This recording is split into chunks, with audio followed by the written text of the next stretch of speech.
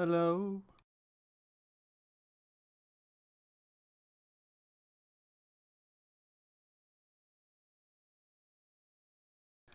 Is it me you're waiting for? Can you hear me? I'm trying to hear myself. Hello? Yeah, you can. Okay, we're here. I have ordered some beer, so we'll see that get delivered soon. My beer's not due for 15 minutes. That's terrible. I might thirst to death by then. Why is the screen black?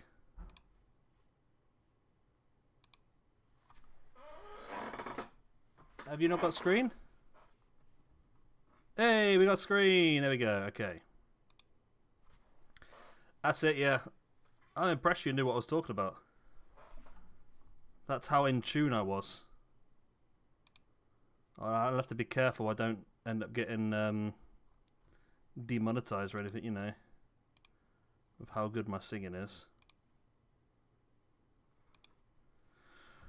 Right, so we have added a... Well, we added a few people last time, didn't we? Let me have a quick look. We added 7 new wrestlers at the end of last stream. So we have 7 new people to debut. We've also added 3 or 4. No, even more than that, actually. No, 5 new women. If we add 3 more women, we'll have 16, which means we can do a pretty decent women's knockout tournament for the championship this month. Now, what I have done is I've changed the schedule a little bit in the universe mode, because I thought it'd be more fun to have every single month have a pay-per-view at the end of the month, and then we'll either have a second pay-per-view midway through or a tournament. So this month is going to be Queen's Crown, where we will crown our first women's champion. However, if we can get it down from 16 to 8 in that first 2 weeks, that means that all 16 women can be involved. Now, we have added a few that haven't debuted yet. We've got this lady here, Bahama Mama, as named by Mohammed. I made a couple of changes just to the colour scheme to make it look a bit more cohesive. But there's Bahama Mama from the Bahamas. She will be joining the women's division. Who else do we have? We had... Now, I'm also trying to think of tag teams as well for the women's division, because I would like to have... I've got it scheduled for women's tag division, but we've got one team in place at the moment that I've put together, and I've got an idea for a second one. Maybe a third one as well, I'm not sure yet. We'll have to see. But that's Bahama Mama. Bahama Mama. No, I haven't put them on yet. So if you've got names for them, Mohammed, we can add them into the tournament, and they can be a female tag team as well. If you can give me some names that, number 1, not dodgy, and number 2, names that I can say without getting myself in trouble. So we've got Bahama Mama. We've also got this one here. Who I created. We were lacking heels in the women's division, so at the moment we've got 8 faces and 5 heels. Now this is Anastasia, somebody who I did randomize and then just change the attire, and I put her down as a heel. Whether we keep her long term or not, I don't know. I just thought that I wanted to try and build up the roster a little bit, so Anastasia joins the roster.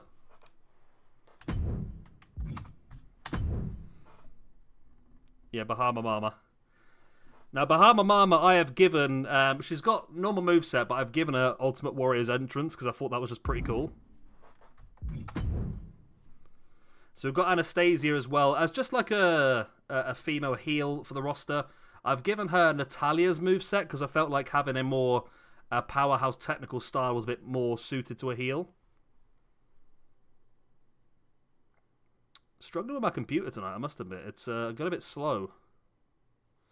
Oh, Omega, did you get the new Warhammer game? I have got it, and I played a few maps, and I must admit, as we know, I'm not the best at computer games, and that game is bloody... Even on normal difficulty, that game is bloody hard. For me, anyway. We also have... Who else did we join? We have a tag team partner for I Feel Your Pain. This is Diana Dazzler. So we now have our first female tag team. Quite a classic-looking heel powerhouse tag team. Both big women, both strong, both powerhouse movesets. They are known. I put the team name down as the Alpha Females. However, of course, that can be changed. I just thought it suited. So that is Diana Dazzler. Right, Bobby Dazzler.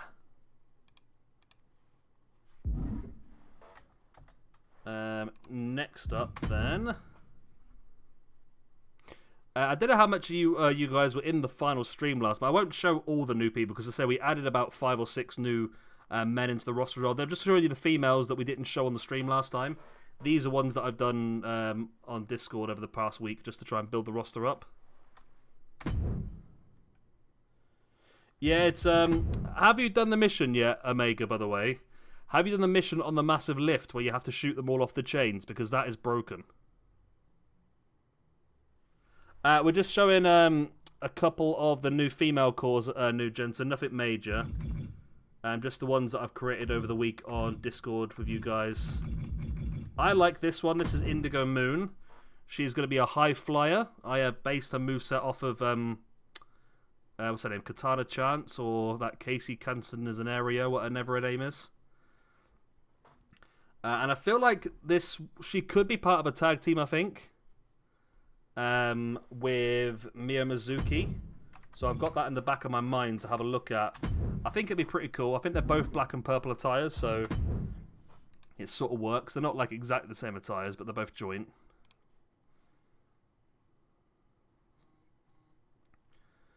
Is it Kapoor? Karina and Marina Kapoor. Oh, mate, you're gonna... Rhyming names, you're gonna throw me off with that, I tell you. Yeah, it's well, we checked it, Omega. It is the map is actually bugged. I don't think they've released a patch for it yet, but the the health packs you couldn't pick up, the ammo packs you can't pick up. Oh, it was brutal. It took us about 10 attempts. It's me and one other, and then we've got the AI helping. The AI is okay, but not great. The problem I've got is that I skipped the tutorial, which probably isn't ideal. So I'm struggling somewhat, I must admit. If we fail, I'm the reason we fail. Let's just say that. But, I mean, that was pretty much a given, wasn't it, at this point?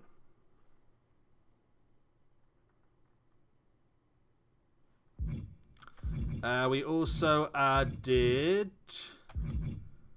I think that's it, yeah. So Mia Mizuki was the one I was saying who could be in a tag team with Indigo Moon. I think that'd be pretty cool.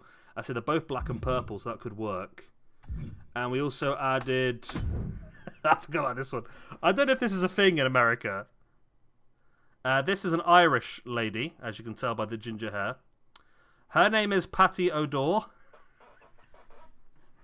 Is that a thing in America? A patio door? Do you call them patios? I just thought that was a funny name, Patio Door. But she is a face Irish. I'm not keen on the top because there doesn't seem to be a ton of tops on this game and everyone seems to end up with the same one. But we'll keep it for now. If we do want to long term, we can change that. Yeah, they're pronounceable. They'll work. Yeah, that'd be fine. Patty O'Dore. Is that a joke that is transferable, or it's like the big glass doors you have at the back of your house that go out onto the See, Carpet gets it because he's British, so he knows what a patio door is. But I don't know if it goes across to the Americans. Yeah, the only problem is it doesn't. The Space Marine game is really cool, but I mean, I think I've only played it for about 8 or 9 hours, and I think we're about 3/4 the way through the campaign already. Yeah, I must admit, Omega, we skipped a lot of the cutscenes early on, and now we've started watching them because they were pretty cool. I think I've got a grasp of what's going on. And I must admit, it has enticed me to potentially go and buy the Warhammer Total War game as well. However, I feel like Warhammer Total War is really going to throw me off with the bloody with the lore, because that's an absolute ton of stuff, I think, isn't it?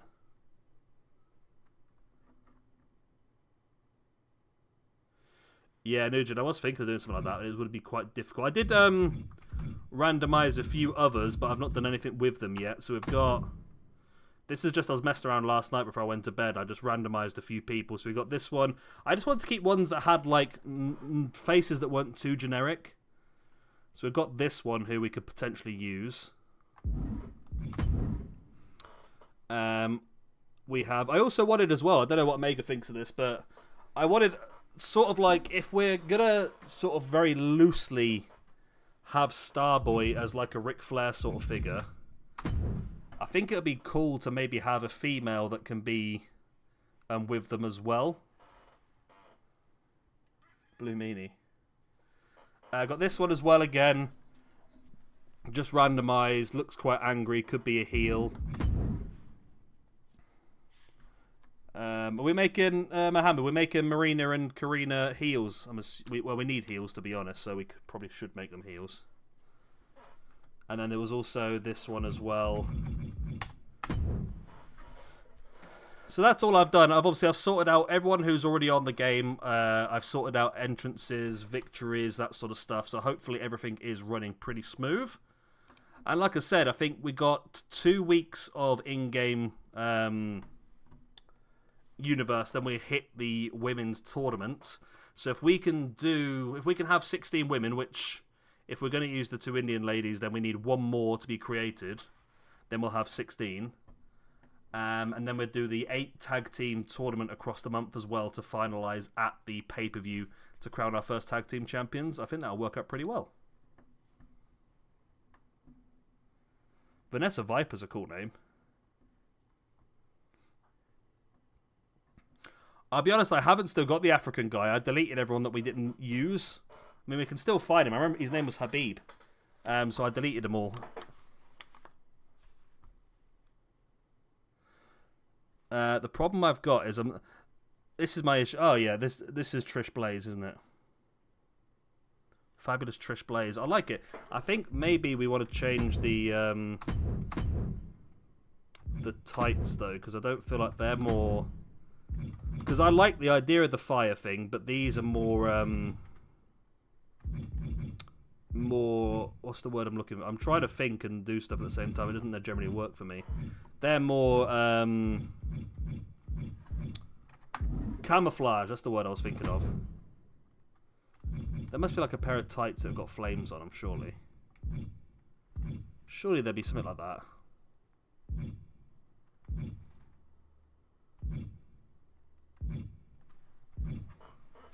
I mean, we could then use those. There's got to be something with flames on.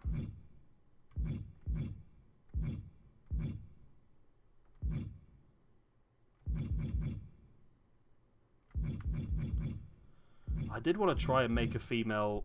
Well, the problem is I want certain thing, and I'm a big fan of Shayna Baszler. I'd like to have like a female MMA lady we could use. How is there nothing with flames on? Surely flames are such obvious. Or am I just missed something?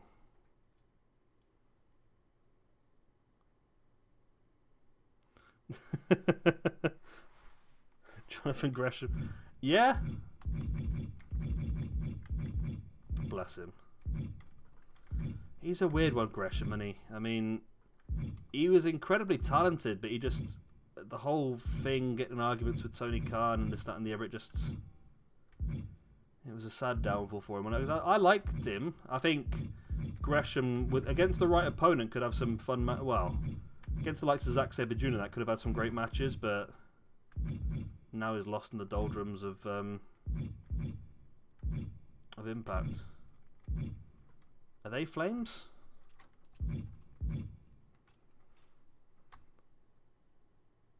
I mean, they could get away with them being flames, couldn't we, really? And then we do... That is the same red, isn't it? Okay. You know what? I think that works. And then if we just change the boots... Let me get rid of those.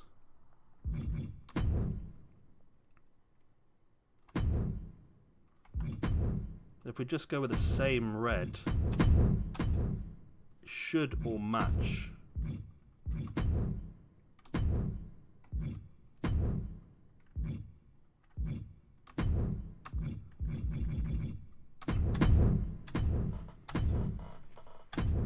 There you go. That'll do us. Yeah, I've always been a big fan of Shayna, I must admit. So, yeah, it'd be pretty cool to have like a female MMA style character as well. So I need heals, so she's gonna have to go down as a heel, I'm afraid. And we'll go with Trish Blaze. Okay, so Trish Blaze. I haven't done anything with the two Indian ladies yet, so I mean, if we've got that sorted, I can get them ready for the next stream, and they can go on the ranking still anyway. Let's have a quite egotistical...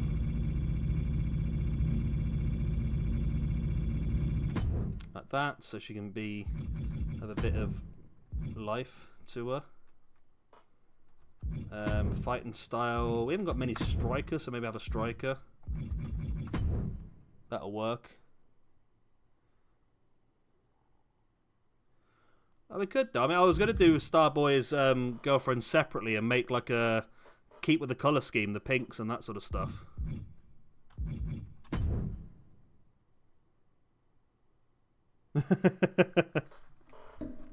Yeah. Well, we know one thing for sure, that Hulk Hogan at home would not date her. But that's a different story altogether.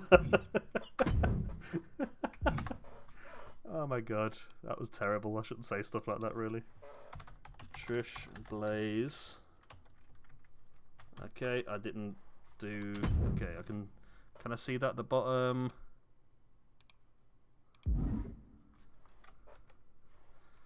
I can't see height and... that's 5'6", 133. 5'6", 133. Striker. Oh. Oh shit, my beer's here. 1 second. Nice. I forgot I ordered it.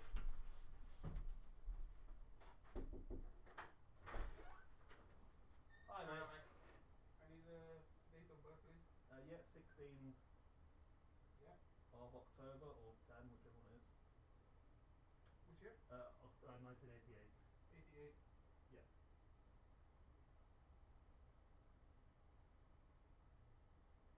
Thank you very much, sir. Thanks for that.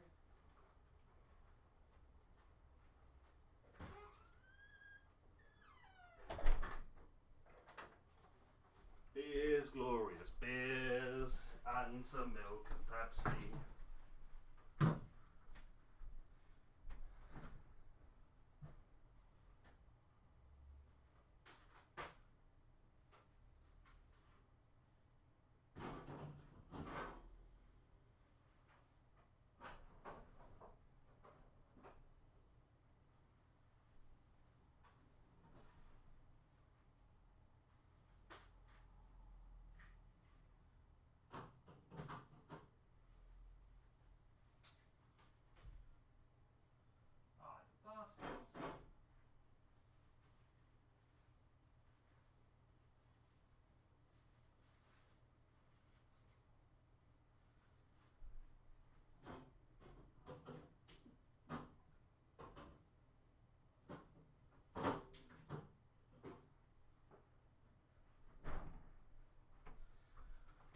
Oh, right, we're here.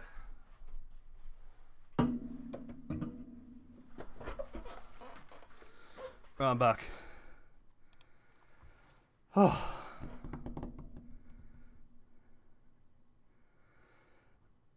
We did do we've given Starboy a manager last time round.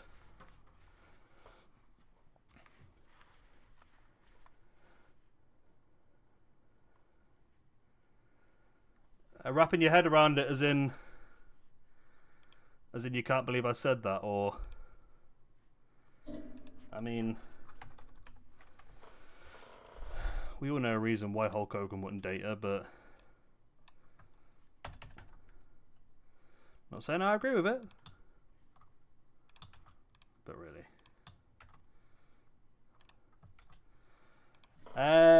Mohammed, do you have a suggestion for a tag team name for those two as well? and I'll get that changed as well. I'll add them onto the rankings for now, but we won't use them until next time out, until I got a chance to do the changes. And also, have you got any ideas for styles, I suppose? Right. So we've got those added now. So we've got 16 women. We have 8 tag teams. We are pretty good to go, unless... Do you want to do some shows, or do you want to create anyone else? I mean, we created quite a few people last time around, so we do have quite a few debutantes to come. And also we need to sort the tag team tournament out. So we have 8 tag teams. We have got the Election Connection of Amish Lincoln and Drew Washington. We have got Los Antiguos, the team of Dragon Dorado and Dragon Verde. We've got Popol Vuh, the team of Hunapu and Expalanque. We've got the Constellation of Brett Anderson and Dean Blanchard. Underworld have got Blade and Chaos. The Herd is the Pink Ram and Billy Bighorn. The New Caliphate is Capstan Mustafa and Kareem Khan. And we have got Thunder and Lightning, Blue Thunder and Purple Lightning. So, obviously, we want to put those together in a tournament. The Desi Girls. You got me thinking about Indian food now. I love a Desi chat. It's one of my favourite things. Chicken Desi chat. Desi Girls, okay. Okay. Natalia and Lita, okay. I'm going to write that on there so I don't forget for later. Okay, and there'll be heels as well. So one's a high flyer, one's a technician. That's pretty interesting. Nice little mixture of styles as well, be cool. Desi. Is it Desi? I've always pronounced it Desi. How uncouth and uncultured of me. Right, so in the shows then we need to have...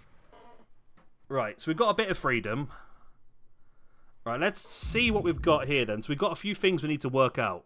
Because if we go into here, so we set up some rivalries last time. We set up these as our main 2 rivalries for Mayhem. So we've got the World Championship rivalry, where we'll have Bam Bam Boombox and Starboy. And we have another rivalry. We're going to have Christian New York and White Tiger. Those are our feuds from Monday Night Mayhem. And then on Thursday, we got nothing set up. I put this one penciled in, which could possibly work because the New Caliphate are in the tag team tournament. However, General, I've forgotten his name now. It's not General Mustafa, is it? Because it's the other one's Mustafa. General Shere Khan is the leader of but he's not involved in the tag team tournament, so he could be involved in a feud alongside Khan Baba. However, we do feel like we do need to have a Intercontinental Championship feud as well. So we need somebody to feud off against our current champion, of course, Ben Hamrock. However, I think we said we were going to have a #1 contendership match on this episode of Mayhem. So I feel like I do, even though I changed it, I do think we still need, at the moment, 6 matches per show. Because if we do 2 feud and we've got 2 tournament, all of a sudden that's the entire show taken up. So if we have 6, it gives us... Well, we're going to have 2 women's matches for the tournament. We're going to have 1 tag team match. We're going to have 2 feud matches, which leaves us 1 match to build what we want to build.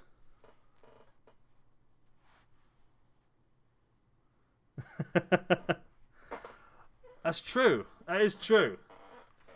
Oh, we've also got the mate. Oh, we have to do that as well, don't we? Oh my god, there's so much shit to do. Okay. So I think we'll have... maybe since the Golden Sheik was robbed, should the Golden Sheik be the first person to get a YouTube Championship match? We can have him in the match against El Carnero on Throwdown to challenge for the title.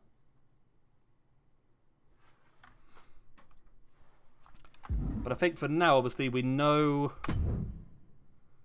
Well, I mean, the game has already set some stuff up for us here.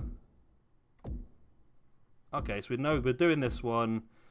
This is an interesting rivalry match then. So it's putting Christian New York versus Stone Age Rage. I'm assuming White Tiger's going to get involved somehow. We've got the main event of the World Champion versus the unofficial #1 contender. Golden Sheik approves. Okay, we've appeased the Golden Sheik. So I think we have... I mean, well, the two teams that have come up on this... Yeah, so let's do...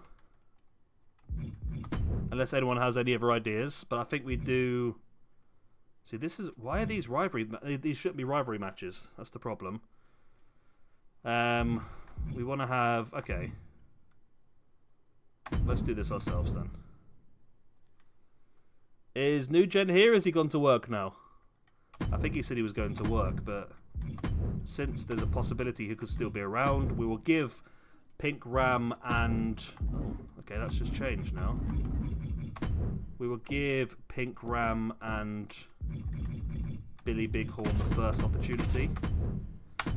So Pink Ram and Billy Bighorn are a face team. Yeah. So they are a face team, so we want to put them up against one of the heel teams, really. So there's Underworld, the New Caliphate, Election Connection. I mean, we do go Election Connection. I mean, it's a nice classic one. Two of the teams quite on. Yeah, he was mad at it. It just shows how long we've been doing this crap for, doesn't it? All of a sudden, New Gen's got a job. It's crazy. Yeah. Let's do an originals one. Why not? This is the first round of the Tag Team Championship Tournament. And I had an idea for that, and I'll tell you in a minute what my plan was for that.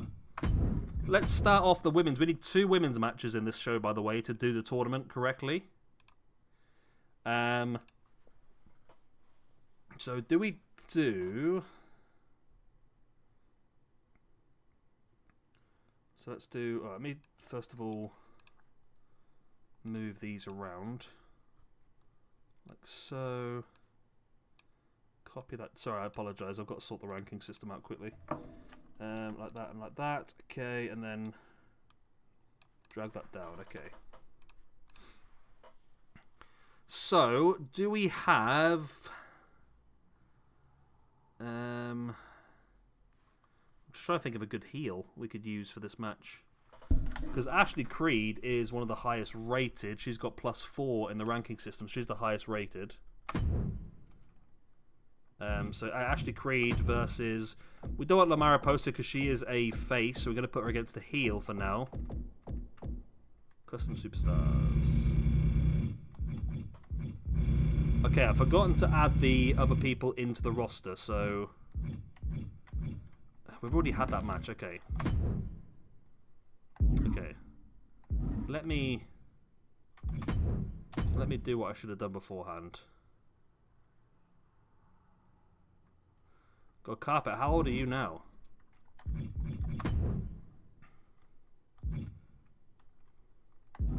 mean, the fact that New Gen's got a job is scary, isn't it?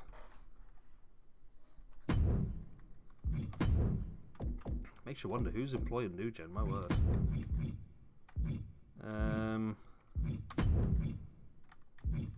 Let's add these new people into the roster.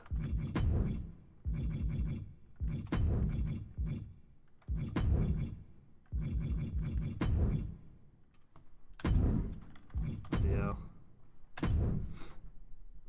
They grow up so fast, don't they?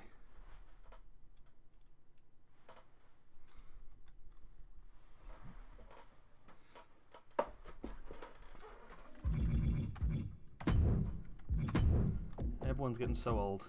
Can you imagine we're all here in our 60s, my word.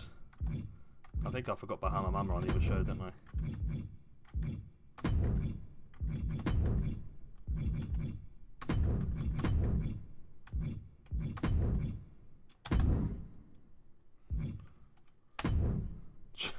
Yeah. Yeah, I mean, I don't know. Well, yeah. That's mad, that, you know. Who's this Kokabushi guy? I've heard of this guy before. I think he's Yeah, it's running one of the Twitter accounts that I followed. Just a random one for wrestling stuff. It turns out it's been run by paedophiles, so that's always fun. So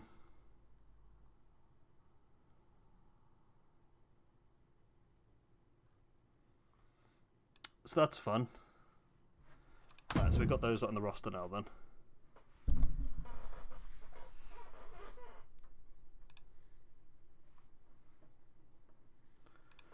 In the chat, me, Mohammed, I bet I'm probably older than you, to be honest.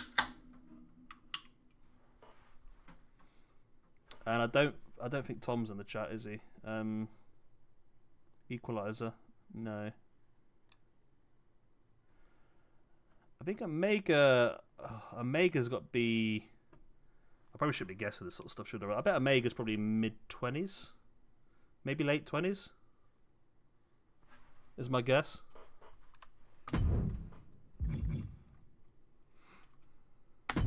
Should I guess is a different story, I suppose. But right, so we've got it's now changed these matches. I hate when it does that. I liked the matches we had to start with, and now all of a sudden we've got different matches. Why are we main event? Okay, well we will main event with a match, I suppose. Okay.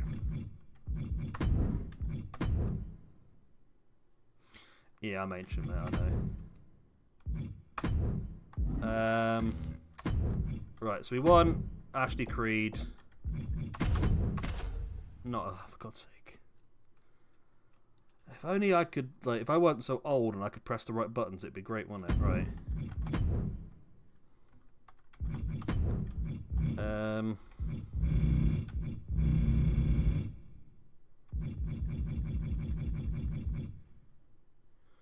Let's try and find one of the female heels that we can put into this match.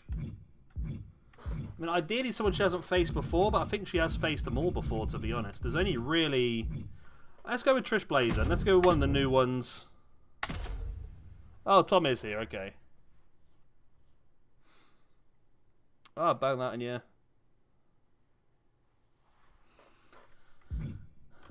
I believe Tom's close to me, I think, age-wise.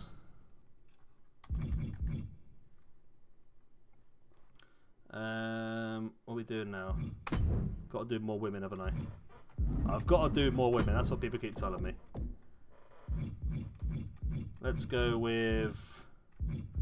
Let's bang the Mariposa out. Let's get her involved. Against... I Feel Your Pain. And we'll add the manager. I've not done this yet, but I need to set these two up as allies.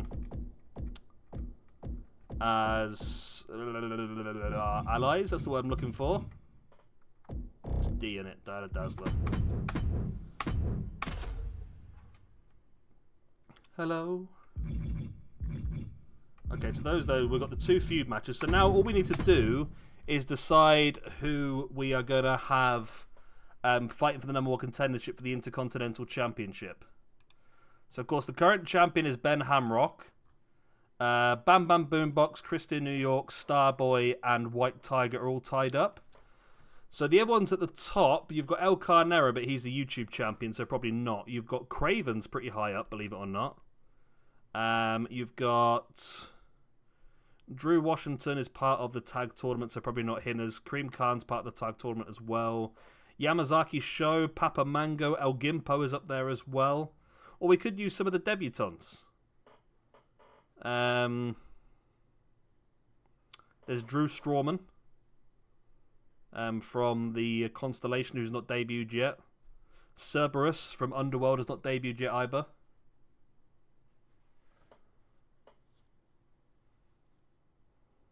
Yeah. You're only as old as the person you feel. So is there anyone would like to see as part of this tournament, part of the number one contendership match? And then whoever does win, obviously, we'll put a feud in against Ben Hamrock for Throwdown.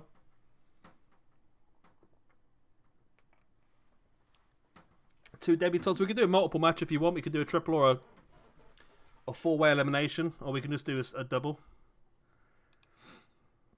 I mean, from the debutantes, you probably only got... Well, you've got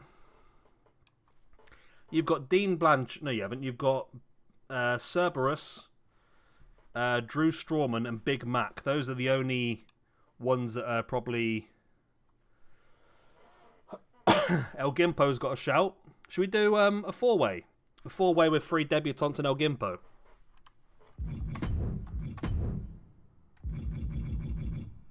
Four-way elimination hardcore match, I suppose.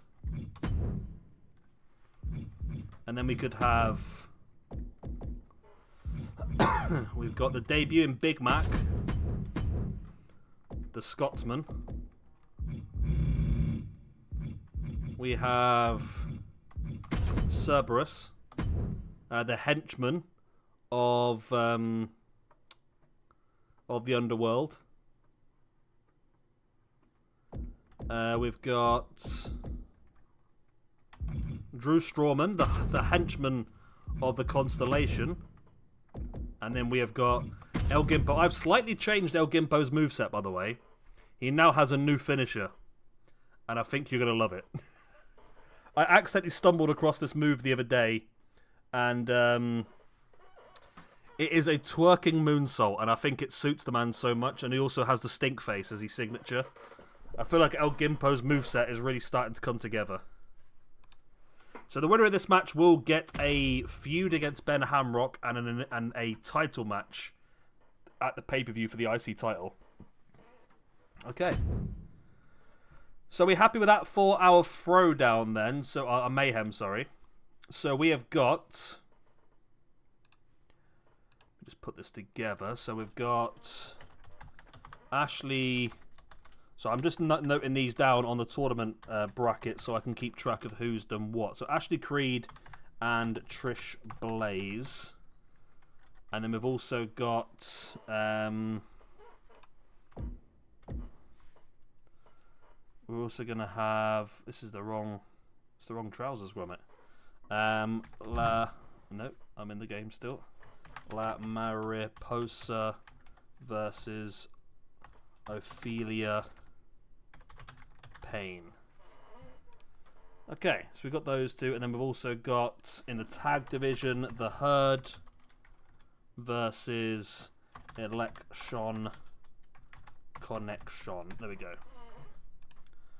Okay, so those are the initial matches for the championship tournament. So we've got a world champion, we have Intercontinental, we have YouTube, and then at the end of this pay-per-view we should have a women's champion and tag team champions as well. So we're looking pretty good. Right, let me press record so I don't forget.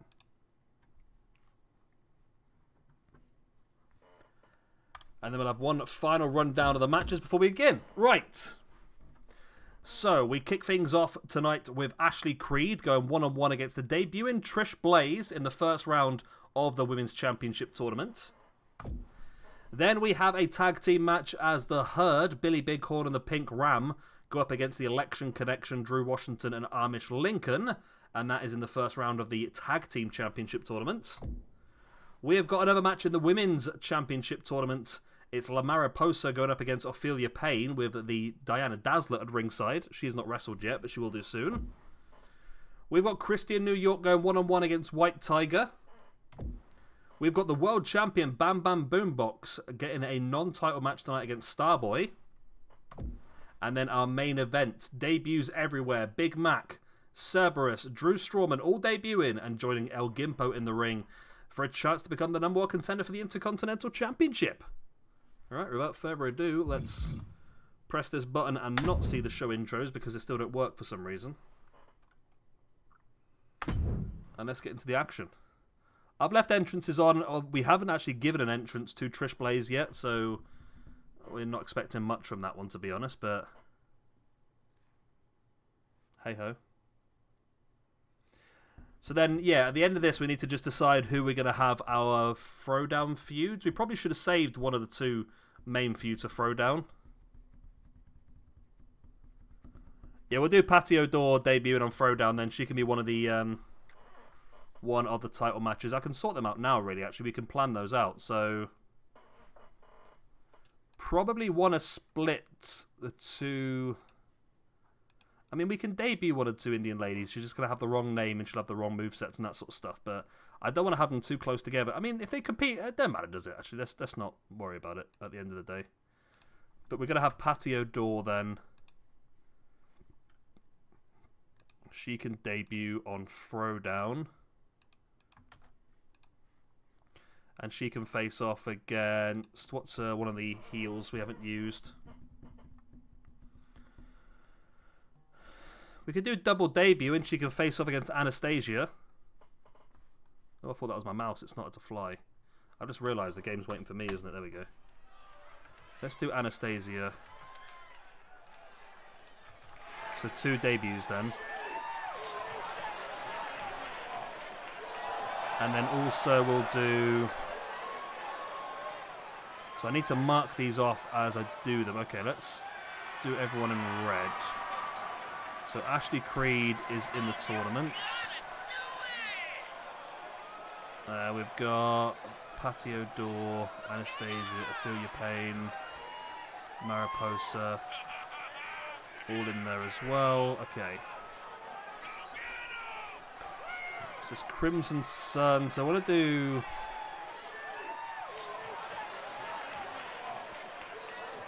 Let's do Mio Mizuki versus... Oh, Trish Blaze is already in here as well.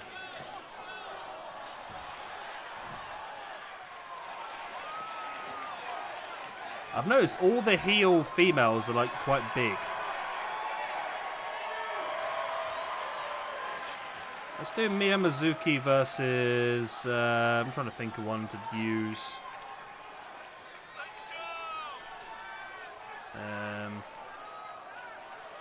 It's tricky, really, I must admit. Why are you a face? I thought you were a heel. Okay, maybe not then. Let's just do Mia Mizuki versus Crimson Sun, I suppose. And then I can get the rest ready for tomorrow then.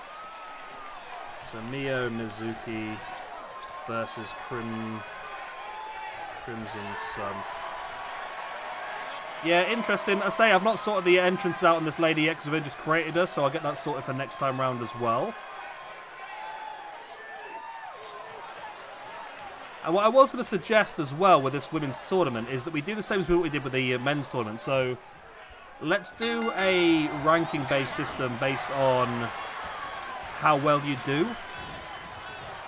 So I feel like whoever gets eliminated in the first round of the tournament should get a -2 in the overall. Whoever gets eliminated in the second round stays where they are. If you get eliminated in the semis, you get a -2. No, hang on a minute. My brain stopped working. Eliminated first round -2. Eliminated second round 0. Eliminated in the semi-finals, you get a +2. Eliminated in the final, get a +5, and win the final, get a +10. That was a lot. My brain is literally just melted doing all that, I must admit. But I feel like it's just a good way of balancing it around. Underworld versus... When you say the Luchador team, do you mean the one with the twin brothers that are the different colours, or do you mean the 2 dragons? Because we can plan that in for Throwdown as well. Underworld. I must admit, I'm looking forward to seeing the constellation as well, I must admit.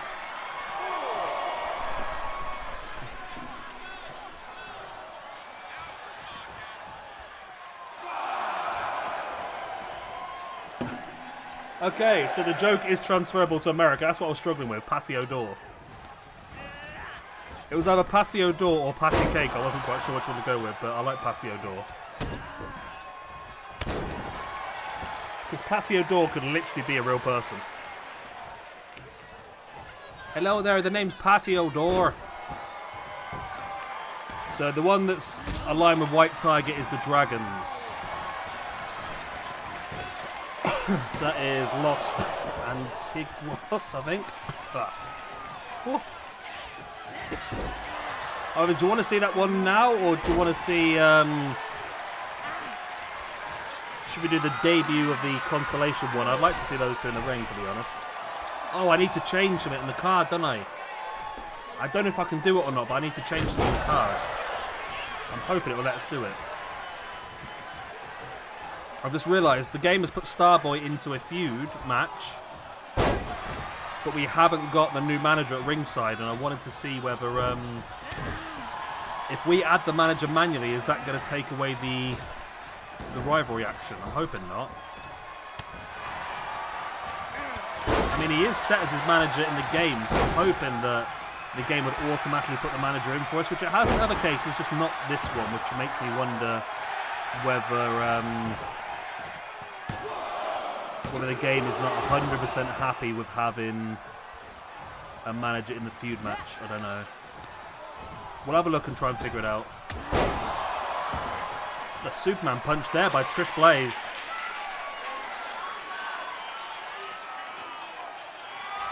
And now round the back on the shoulders. A knee in the face. This could be a massive win, you know. Ashley Creed is top of the rankings. She could get beaten by a debutante. No, not quite. See, I think it would be a cool idea to do that sort of... just to try and spread the roster out a little bit by using this tournament to change the overall slightly. I think it'd be a cool idea if you want to do that.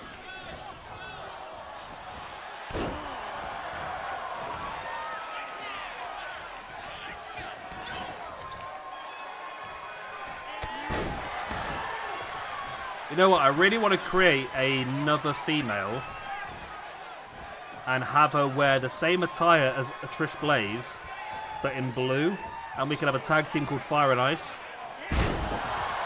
I like that idea, you know.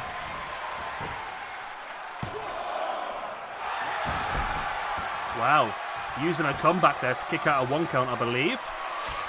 But Ashley Creed is now stalking. Ashley Creed has been so dominant so far. And there's the big right hand.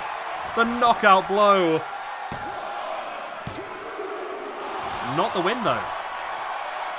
Not the freaking win. Fight forever.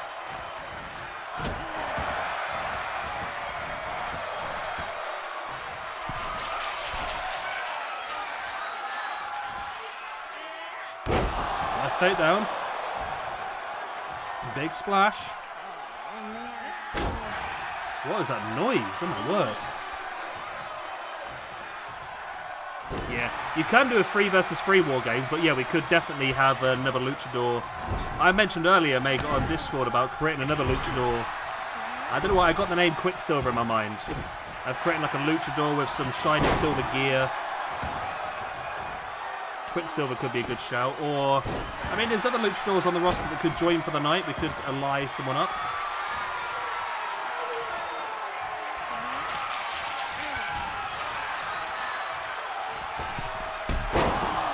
Kick in the head. Becky Blizzard and Trish Blaze. I sort of want.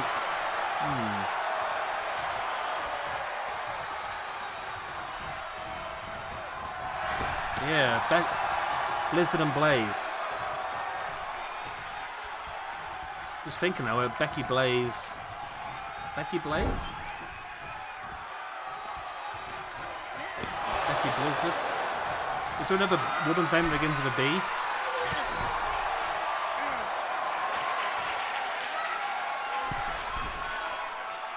We can do, yeah. I say I want to have more female tag teams. So at the moment, we've got, on paper, not actually on the rankings at this point, but on paper we have 3 female tag teams. I'd like to potentially have 8, just so if we want to do a tournament we can. Maybe 9. Because that way we can have a tournament and while we have champions already. Bianca Blizzard. There you go, she's got it. Ashley Creed, another victory.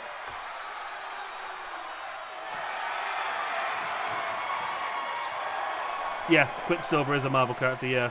That's probably where I got the name from. Yeah, because I was flicking through Facebook earlier and saw a clip from one of the old X-Men films. Is Quicksilver in the X-Men films? I can't remember now.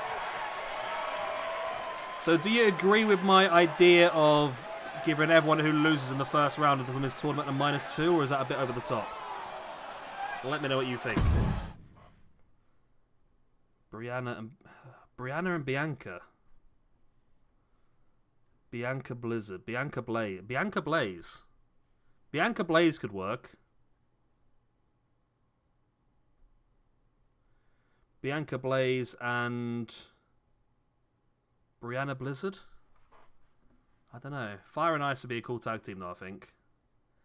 So we're saying yes to the -2. Okay, so Trish Blaze is down to a 73 now. Well, not yet, but she will be at the end of the stream. And we have our first tag team match of the tournament as well. We have got, I think it might be the first time that Billy Bighorn and Pink Grandma's actually teamed together. Even though they're a team on the ranking system, they've never actually teamed together. Bree Blizzard. Beth Blizzard. Beth Blaze. Part of me likes Bianca and Brianna just because they sound similar. Yeah, I always do. I overcomplicate everything, mate. That's the problem. I get ideas above my Fiona Freeze. Ooh. Fiona Freeze and Bianca Blaze.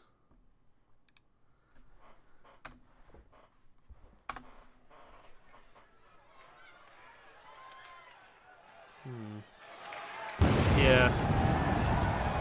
This is why I got you guys. You guys can make the decisions for me because I'm terrible at making them. That's the problem.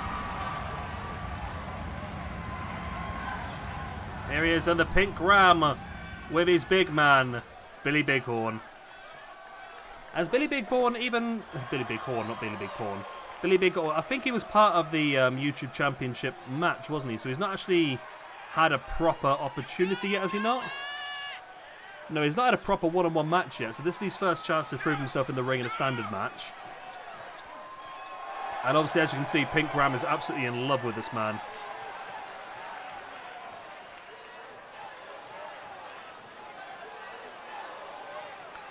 Yeah, Billy Bighorn was one of those ones that was definitely randomised.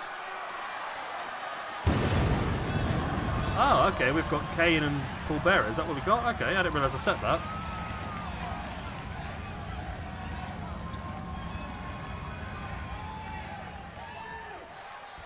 I like Fiona Freeze, though. Fiona Freeze.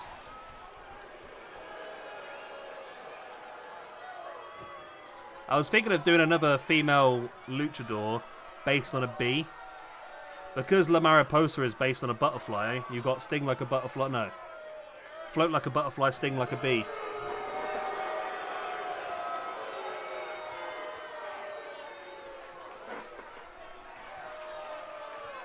Stop the count. Here they come. So both had an opportunity at the singles title in the first month. Both did okay. Drew Washington actually came out on a +2 in the end, so he did pretty well. Whereas, on the other hand, Mr. Amish Lincoln came out on a 0, so he's very much balanced at the moment. But here's a big chance now in the tag team tournament to push themselves forward. Again, do we do points, ups and downs as part of this? Yeah. Penny Frost. Yeah, the chest hair is a bit of an interesting one, isn't it? Oh, no. No, Patrick's here. Sorry, Patrick. The only problem is that we've got an Irish female that we've named. And it might be a bit of a... might be a bit of a stereotype. I don't know. We have a female wrestler called Patty O'Dore. So that should be fun. But how are you then, my man?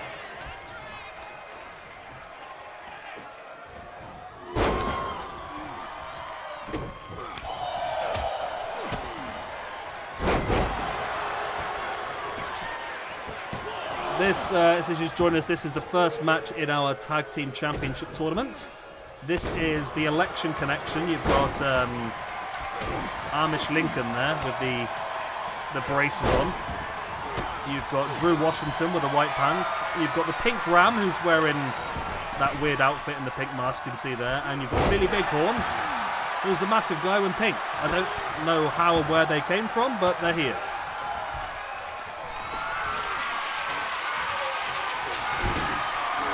I just can't wait to see your response to Patio Door, to be honest. Is the audio okay, by the way? Because I noticed the crowd's really loud in my ear and I can't quite hear myself, so let me know if make sure the audio's fine.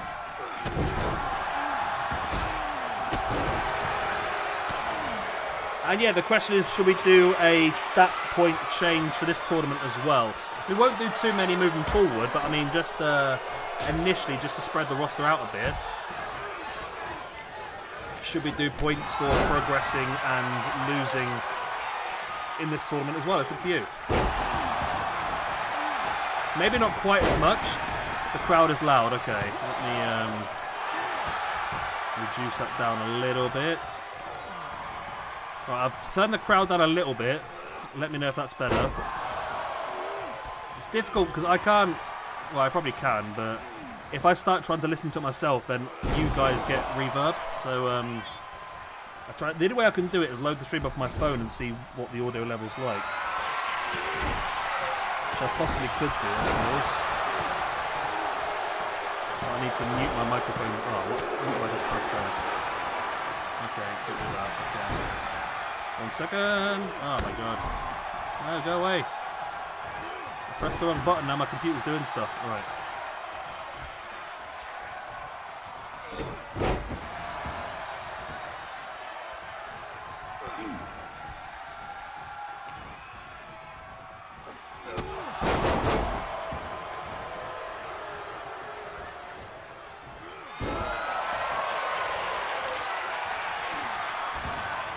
God, you're right, the crowd was really bloody loud, wasn't it? I'll turn it down a little bit more because I didn't realise how loud it was. You can barely hear me.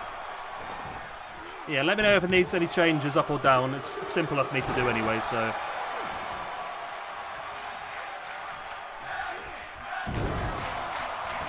Tag team wrestling. It seems annoying because I don't change the settings on the program, but for some reason, every time I load it up, it just seems to be different. Maybe it's to do with how far I sit away or what I'm doing, or... I know I've got like a directional mic as well.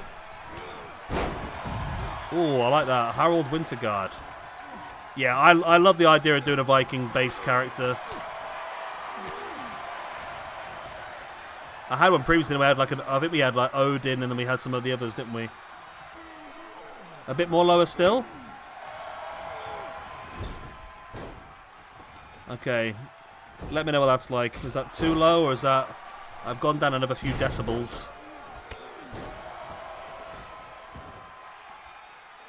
Yeah, Harold Winterguard is pretty damn good. I'm going to put that on the rankings now so we don't forget it.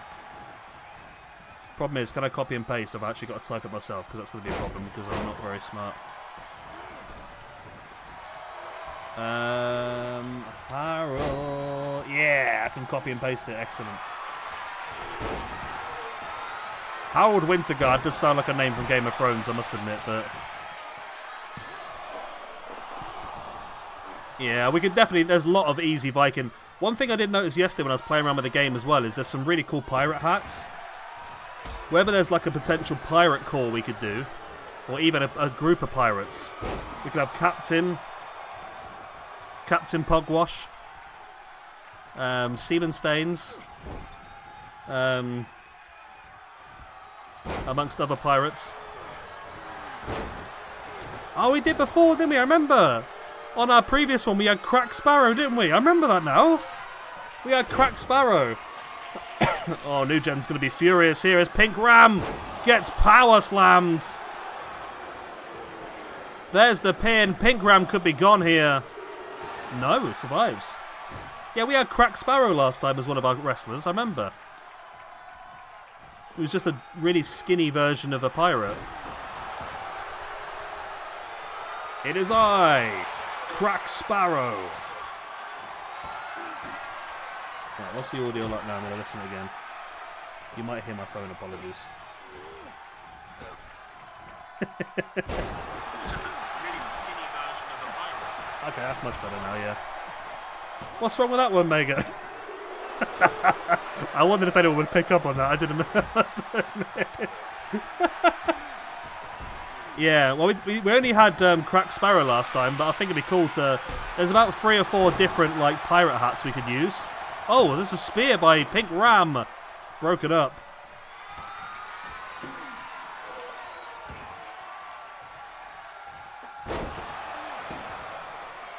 just feel like it'd be cool to go back to like the 80s sort of style where we had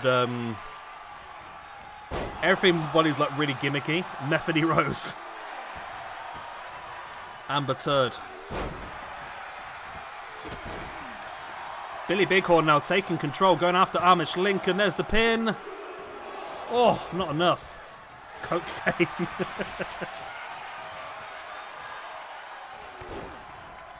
The reverse dragon sleeper was locked in there by the good man, but it's not quite enough.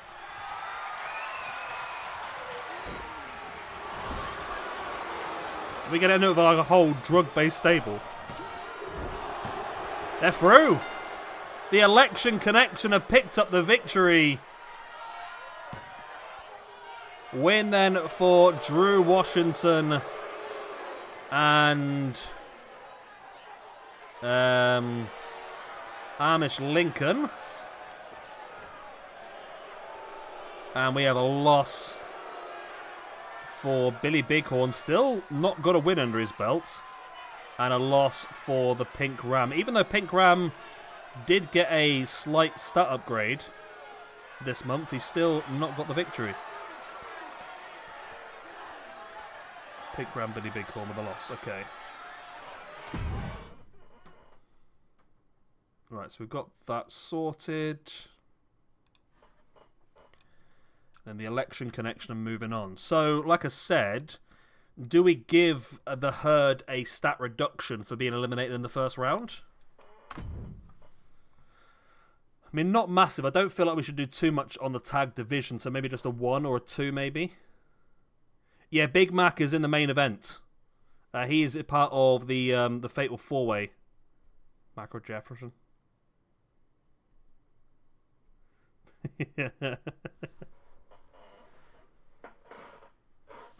Stephen Staines is great. If we can get it in. If we can get, yeah, maybe just a -1. I'm happy with that. I think. I don't think we want to do too much in the tag division. The same with the pluses. I think the pluses we want to do less because I don't want tag team wrestlers to start dominating the company. But I do feel like there should be some sort of benefit or punishment for dropping. So I'll bring those both down by 1 stat point. It's not going to make a massive difference, but it is just going to help us spread the roster a little bit.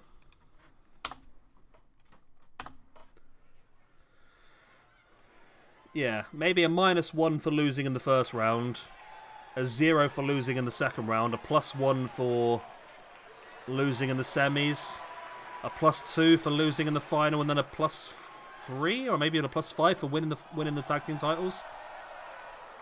Depends what you think. Again, we don't want to go too massively and over the top, do we? But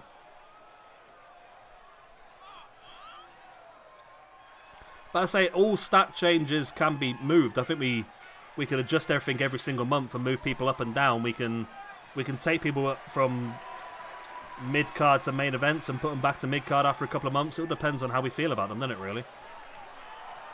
This is La Mariposa. So far, for La Mariposa, she has had 2 matches.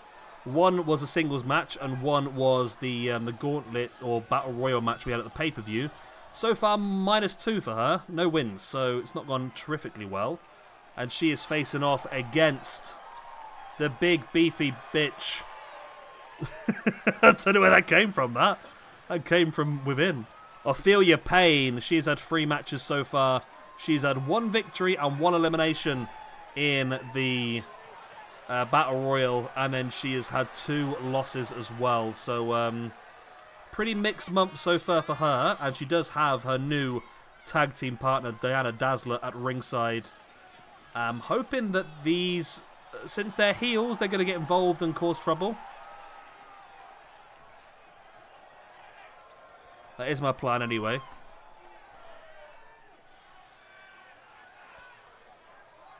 I didn't even realise I gave them matching jackets, to be honest. That was a complete accident. So we have got Powerhouse versus High Flyer. The big beefy bitch. That's her nickname. The big beefy bitch of Feel Your Pain. Yeah, I feel like if we had another Another luchador based on a bee. I think that'd be pretty cool. Then we can have float like a butterfly, sting like a bee. As in the old Muhammad Ali saying. La Mariposa can... What is Spanish for the bee? The bee in Spanish. La abeja. La abeja. Yeah, I know, yeah. I scared him off a patio door, to be honest. I mean, the fact we just got a big ginger fat guy called Big Mac who's Scottish as well is probably not the greatest thing. I mean, that's what you got to do, isn't you? I mean, like I said,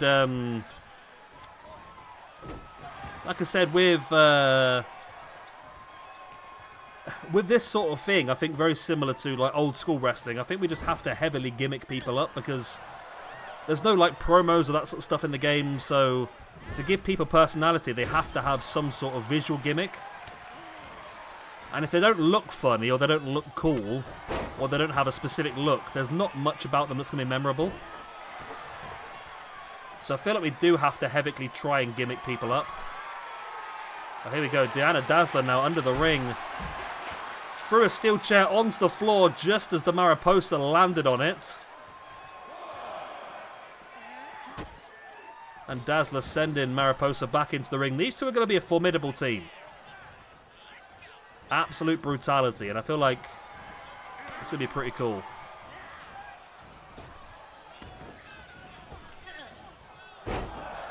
So far, I feel your pain has dominated this match as well. And of course, we now know the winner of this one will face off against Ashley Creed in the second round. When you are with me. That's normal Creed, not that Creed. I'm free. I'm careless, I believe. God, that song was such a good pay-per-view song, that was. You know what year it was? My Sacrifice. WWE pay-per-view. It was... I don't know if it was actually then. I thought it was one of the... it was a promo package for a pay-per-view, I'm pretty sure. It just doesn't say what pay-per-view it was.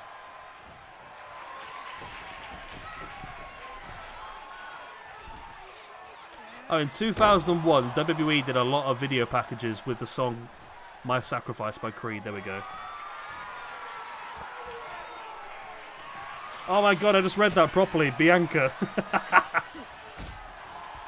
Yeah, I like that. Bianca Stinger.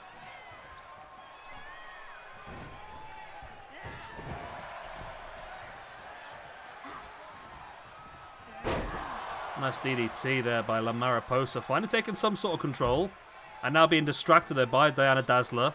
So this is what I wanted. I wanted the... so it is working. If I set it up correctly, set up the heel thing and set up the... how they act and that sort of stuff, it does affect the way they act in the ring, which is what I wanted. And I'm hoping by changing those, you know, the sliders we've been doing about like aggressive, non-aggressive, or that sort of stuff. That means when we do feuds, they'll be a bit more varied because everyone's got different levels of different things. So some will be very aggressive, some will be more considered. That's my plan. Bianca Stinger. I like that.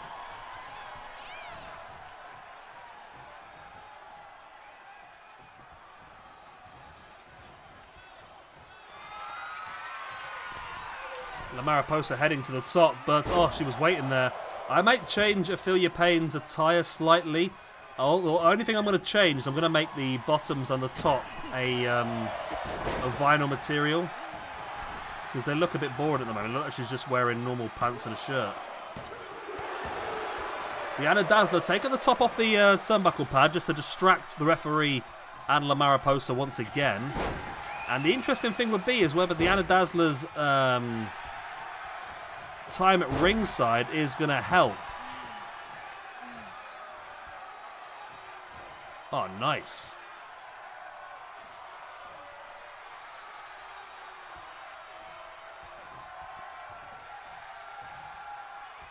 So that'll be the interesting one.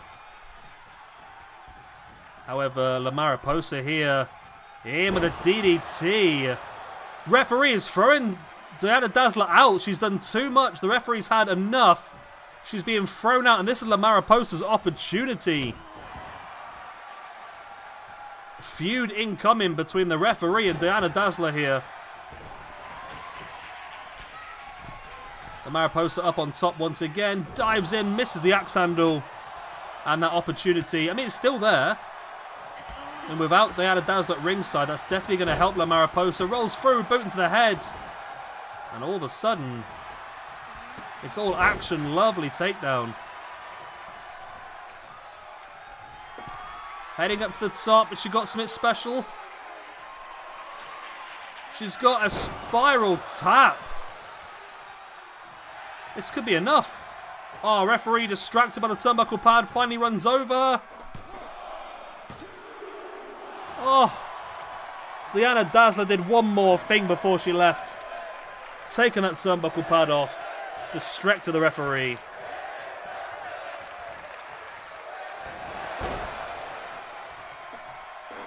She might still have her here, though. Up to the top again. Are you too far away?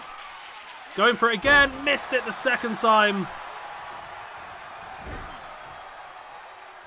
Spiral tap on tap. But now, has she lost her opportunity? Has the chance gone begging? I feel your pain. Up into the powerbomb. Oh my god, look at that. The wings have firmly been plucked off that butterfly.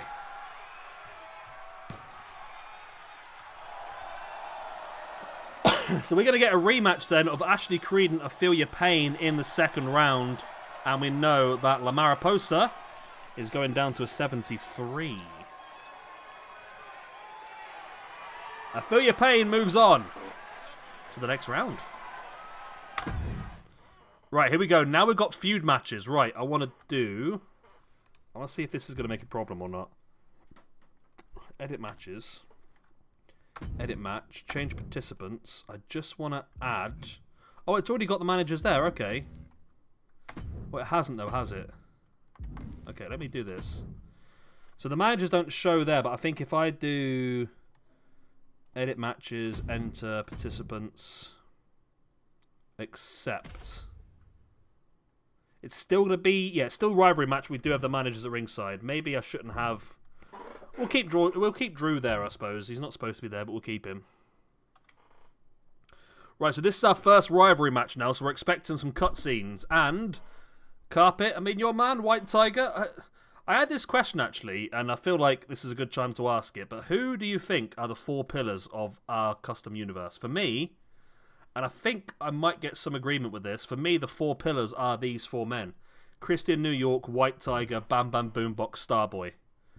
For me, those are our four pillars. I mean, there's others around. There's others that are popular, but for me, I think those are the four that we're probably going to end up building a large chunk of this universe around for a significant time. But yeah, let me know what you think. Right then, let's do start match. Okay, I'm not reading this. We're going to let the game do what it wants to do with these. So I didn't read what's going to happen. I don't know. This is as much of a surprise for me as it is for you at this point. So let's see what the game has decided. Of course, Christian New York is the heel. Yeah, I think those are the four that I think are our sort of pillars that... Yeah. I mean, don't get me wrong. I think White Tiger was somebody we created ourselves based off of an idea we had. Christian New York was one that we knew was going to be good from the beginning, and we just obviously changed his core to make him look more cool. Starboy was one that just came out of nowhere with the randomizer, but Bam Bam Boombox for me is a complete out of left field. I never expected him. When we created him, I never thought anything of him. But after that first month, he has developed into an absolute fan favourite at this point, hasn't he, really? Right. Oh, here we go. Christian New York straight into the ring, and the battle begins. White Tiger, Christian New York. Of course, these two guys did wrestle in the WrestleFest tournament.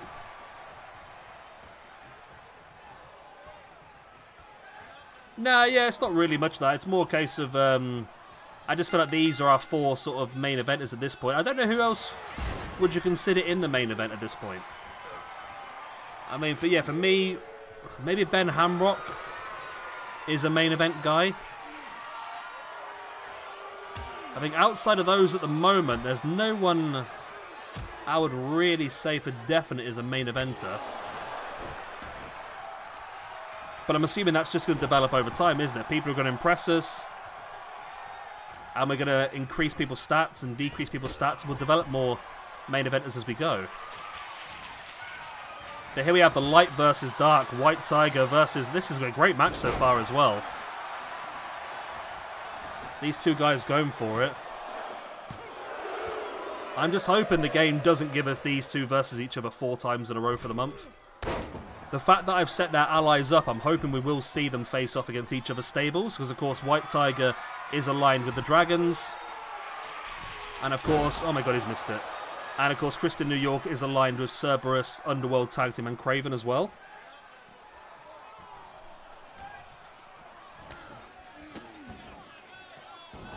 Yeah, that's it. Yeah, he pulled a complete Jeff Cobb, didn't he?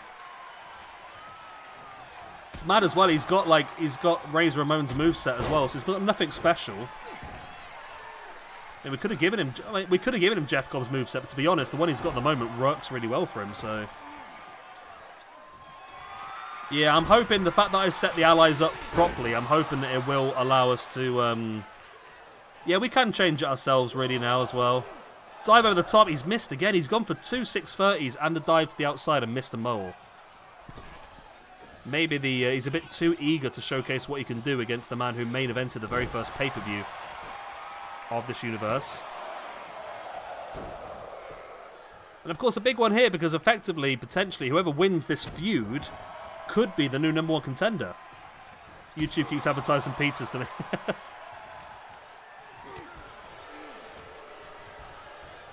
I had a nice dinner tonight. I stopped on the way home from work and got a chicken shish kebab wrap. That was nice. Bit of Turkish food.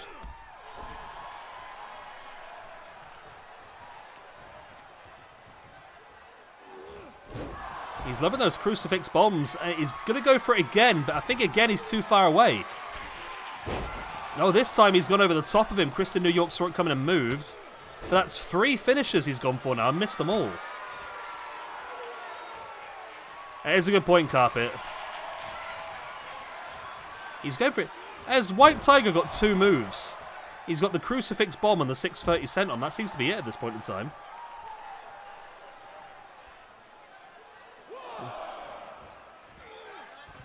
Lovely dive again. I possibly should have brought out Cerberus, but then again, Cerberus is part of the main event, so maybe Cerberus should have managed Kristen New York in this match.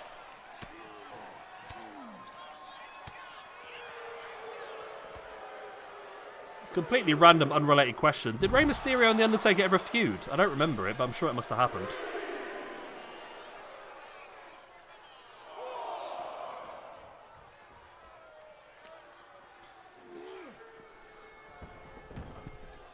I'm sure Taker and Rey Mysterio must have feuded at some point.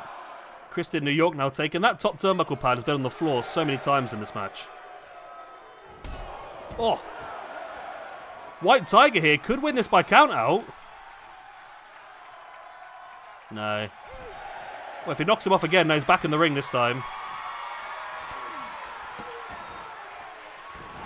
Nice DDT. And White Tiger's speed has definitely been hard for Kristen New York to deal with in this one. It really has.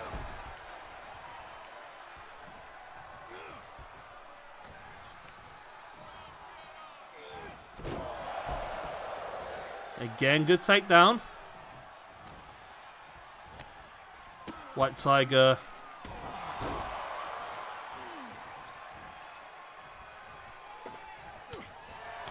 He's really... I think White Tiger might have this, you know. Lovely tornado DDT. He's going to miss again. And you know he's hit it this time. All the way across the ring. Oh, it's only a 2 count.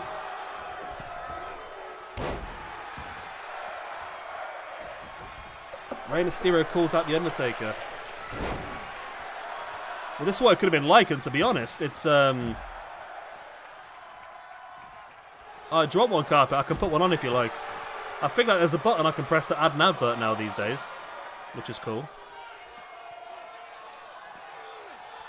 So if I want to go for a break, I can send you all to an advert.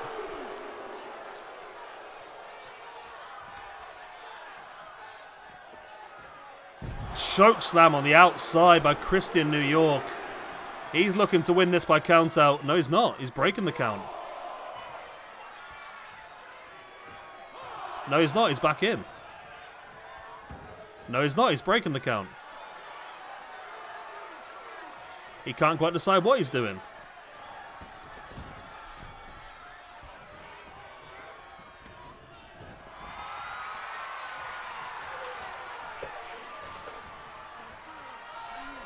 Yeah, I reckon they must have. They both had such long periods of time that they must have been involved in some sort of title feud at some point. It's just not a combination I remember happening. This is really good, though.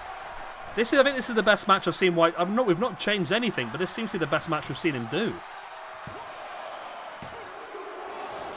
He's a much more high flying. He's really eased into it. I know, obviously, I changed some stat points, and I probably did focus White Tigers mainly in his speed.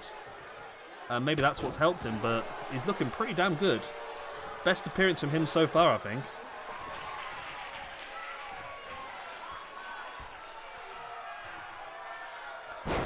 But it's not quite enough. There's the tombstone pile driver.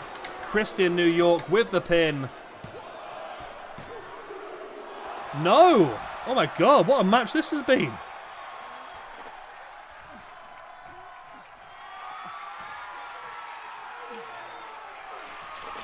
Oh, one wasn't enough. What a second tombstone pile driver. Do the trick. Boom. Middle of the ring. And this time, surely, Christian New York with a 1, the 2, and the 3. Valiant effort. Fantastic match. One of the best matches we've seen so far, I think. But it is Christian New York with the win. And it's White Tiger with a loss. But it's not the end. This is just the beginning of this feud. We'll be doing this feud all the way through until the next pay-per-view. And maybe we'll do whoever wins the feud will get a boost. I don't know.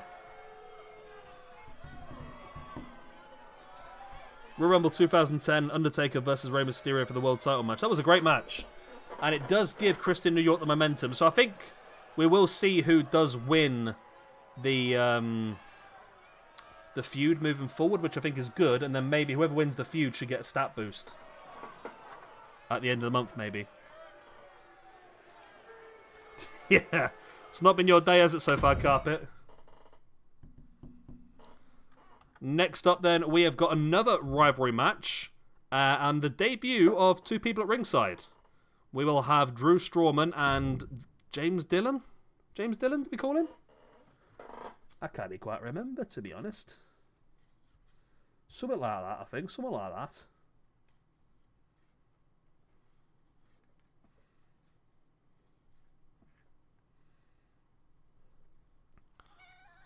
And, of course, the debut of Starboy now as part of a stable. And he's going up against the world champion. The first match of Bam Bam Boombox since walking out with the very first World Heavyweight Championship in this universe mode. But how long will he hold it for? I mean, we haven't announced the title match, but I mean, from the booking perspective that we know we are, it is, yeah, I haven't given him another attire. This is his main attire at the moment. We can give him a second one and keep this just for special occasions if we want to. I mean, he paid a lot of money for this attire. He wants to wear it again, bless him. Bam, bam, bam. Bam, bam, boom box. Bam, bam, bam. Bam, bam, boom box. There he is with his World Heavyweight Championship. Obviously, the jacket glitching through because it is a game made by 2K, so what do you expect?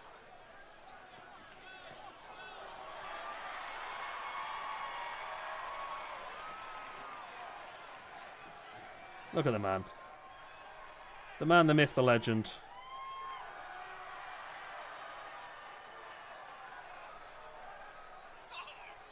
I mean, for as long as he's holding the gold, he should be wearing the gold attire. Maybe he wears the gold attire until he drops the championship.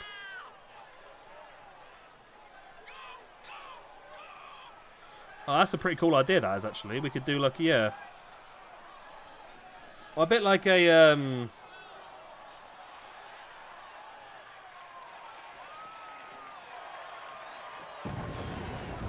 There he is.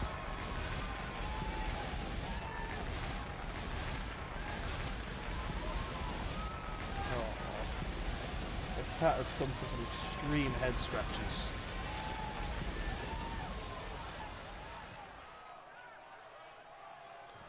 Okay, what's CNY? I'm trying to figure it out. There's a star boy walking to the ring. He's got a big man with him and a manager too. Dylan Hart, that was his name. James Dillon's a real guy, isn't he? There's a star boy. I call Starboy now the cocky heel. The man who did actually have a pretty good time in the G1, or the WrestleFest tournament. Oh, Christian New York, that's it, yeah. I didn't realise we were RVDing him at this point, but that's a pretty cool idea, actually.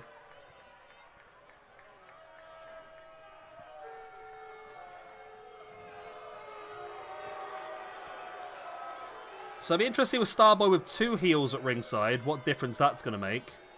And it could be a massive month for the Constellation, bearing in mind Starboy feuding with Bam Bam Boombox potentially for the World Championship. And then there's a chance for Drew Strowman here to fight for the Intercontinental Championship at the pay-per-view as well. So the Constellation could have massive amounts of gold at the end of the month. No, he didn't get he got Ricochet's moveset, didn't he? I said Razor Ramon earlier, he's got Ricochet's moveset, I remember now.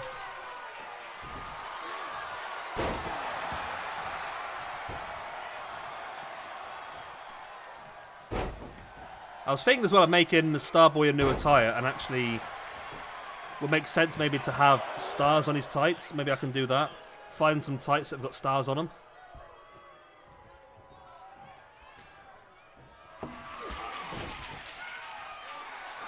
Starboy getting demolished here, you know.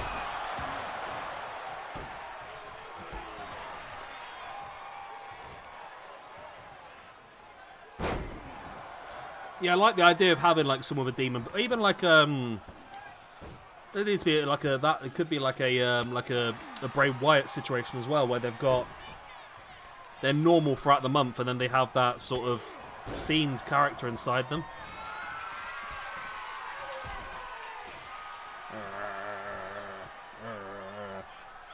So I'm playing with the cat. Oh, what a catch! Starboy, what a catch!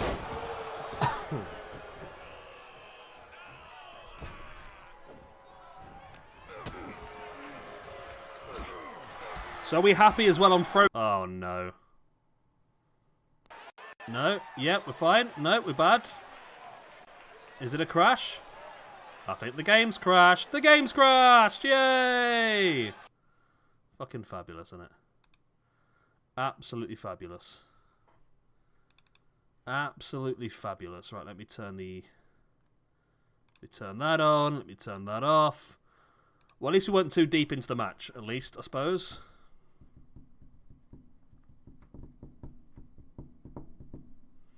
Yeah, I like the idea of having a, someone who is standard then has that sort of demonic... The mic stopped working as well. Oh my god. Is it back on now, or is it just, Oh my god, what is going on? Ah! I'm just loading the game back up, if you can not hear me. Okay.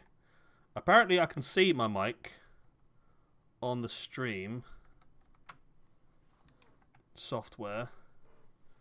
Okay, the mic's back on now, is it? Okay. I know, yeah, it's crazy, isn't it? The more you create, the more the game goes bad, I think. That's what I seem to have learnt with this game. Right, I can put that back on now, and I can put that back on, okay.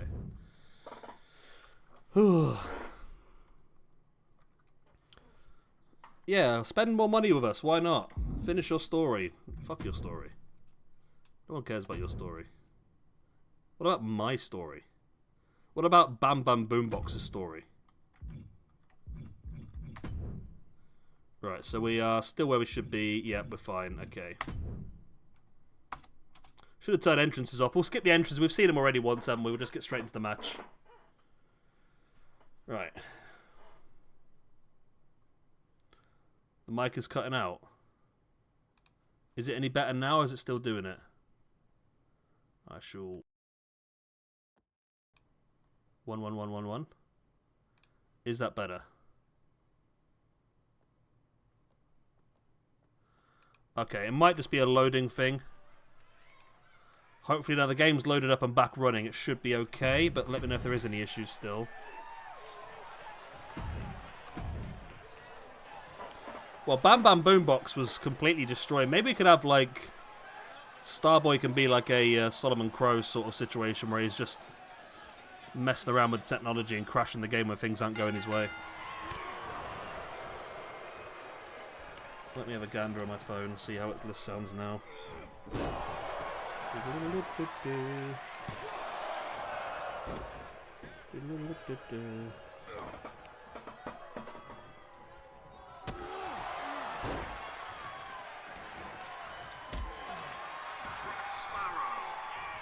Oh, it's still at the same point. Sounds alright on my phone, but let me know if it's still struggling.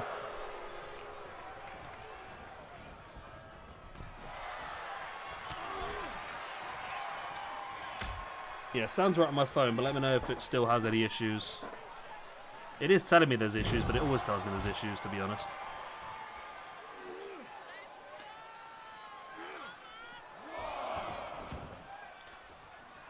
Right.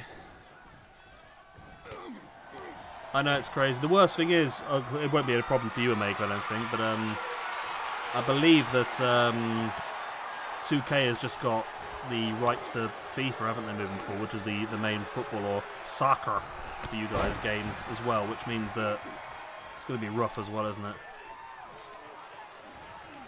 I forgot what question I asked, Carpet. Is that a yes as in it's okay now, or yes as in you've still got problems? I can't remember what I asked. Look at Drew Strawman, look. So cocky, he's just turned his back on the match. Standing shooting star by Bam Bam Boombox.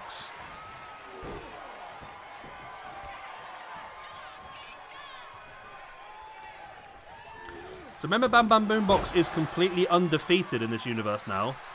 He's the only... Well, he's not the only one undefeated now, is he? Because we've got several people that have debuted, but... Oh, shooting star, he's hit it. That could be enough. Oh. My only worry is that... I mean, while saying that, FIFA already is massively pay to play, isn't it? With Ultimate Team and that sort of stuff, but... We've seen with this as well, it's just so frustrating. I mean, all these, like, special cards and Persona stuff and that sort of stuff, which, it's just frustrating, to be honest. Okay, that's good, yeah. Oh, Pele kick. And he's going up for the Lion Salt, missed it. What a gimp.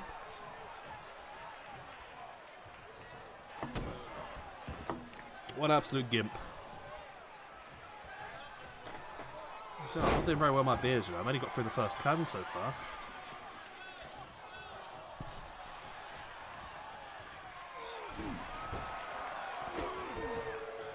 I like the idea of having this old school manager, by the way. It was a great idea by you, Omega, to have this old school manager. I mean, I've definitely seen a lot of effect from him, I think. Especially considering he's managing the entire stable. Of course, we won't see as much effect in the tag division because you can't have a manager in tornado matches. Only standard matches, and because tag matches standard don't really work still very well. And I like the fact that we've set them up and you see the pair of them arguing with the crowd, getting involved with the referee. It's working pretty well, I think. Nice star, boy. Bam Bam Boombox 6. Oh, no, he's not. What am I on about? Bam Bam Boombox is not undefeated. He has lost a match. He lost to Ben Hamrock, didn't he? So Ben Hamrock is the only man to have defeated Bam Bam Boombox. I'm talking bollocks. Starboy, we know he loves that big elbow. He's heading up top. He could be going for it. Yeah. Bam Bam's back up. Starboy with the axe handle. Straight in for the pin. The crowd not enjoying this. If Starboy can pin the world champion here, live on Mayhem, he guarantees himself that title match. There's the elbow attempt. Boombox moved out the way, playing possum. Boot in the face. Is he going shooting star? Oh god, he's going to go double moonsault. He went double moonsault, but fucking Draw Strowman stood in the bloody way. He's got it. We didn't see the double moonsault because bloody Drew Strowman stood in the bloody way, but Bam Bam Boombox with the victory, one-on-one against Starboy, and Bam Bam Boombox continues his reign at the top of the rankings. He's on +6 now from 8 matches. The world champion looking strong, but is this the final chapter of this story, or is this just the prologue? Oh. Draw Strowman. I know, yeah, it's a name, isn't it? Did you have another spike? Is it okay now? It looks okay on mine, but I haven't got the audio running, obviously, because you'll be able to hear it. Right, main event time now, then. 3 debutantes. I feel like it'd be cool when we bring in the Hardcore Championship. Big Mac, to me, just screams of Hardcore Champion. Well, I mean, all 4 of these guys could really be Hardcore Champions, to be honest. But the winner of this one will feud off against Ben Hamrock for the Intercontinental Championship, moving into the Great American Bash. Which is the next. The reason why it's the Great American Bash, by the way, is that we are in July in game, so I thought July made sense for Great American Bash. I know it's also Canada Day in July as well, isn't it? Is that right? I don't know. I don't rightly know. I think I did entrances for these guys before.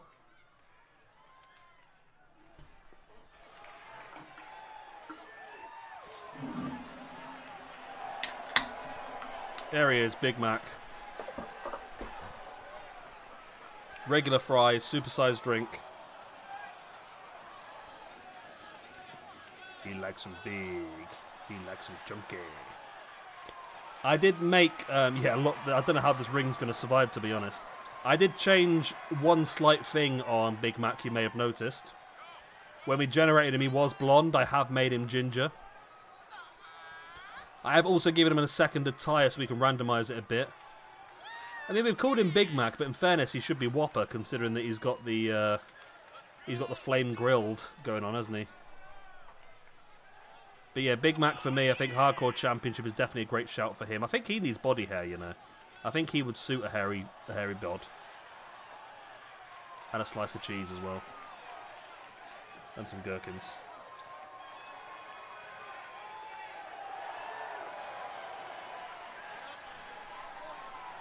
Good lad, isn't he? Good old Big Mac. Making his debut today. Next up, also making their debut.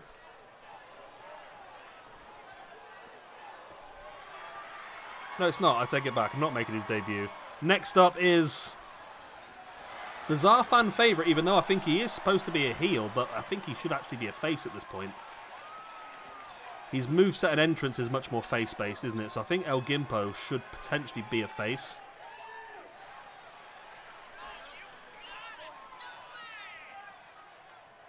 Do, do, do, do, do, do, do. My god, these two together are just... I'm so glad they put fat people in the game. I know that sounds stupid, but I remember a few years ago, you couldn't have fat people. You could only have, like, wide, muscular people. The fact that they put fat people in the game was great.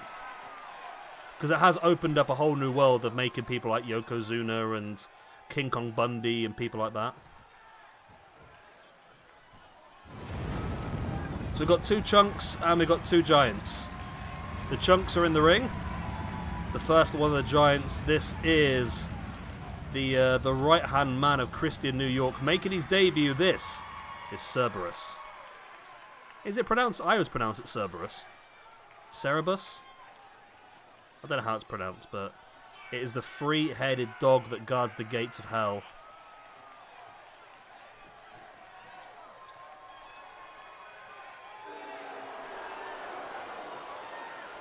Bruiser Lee's another character I'd like to make again, you know.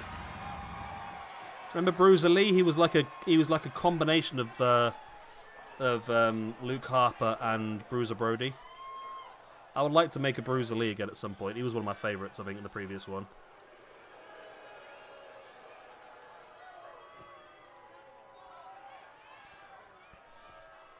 Yeah, it just makes sense, doesn't it? I mean, if Christian New York is doing the heel, like, underworld stable, having the three-headed dog as the guardian, as in the powerhouse or the... I just think it makes sense.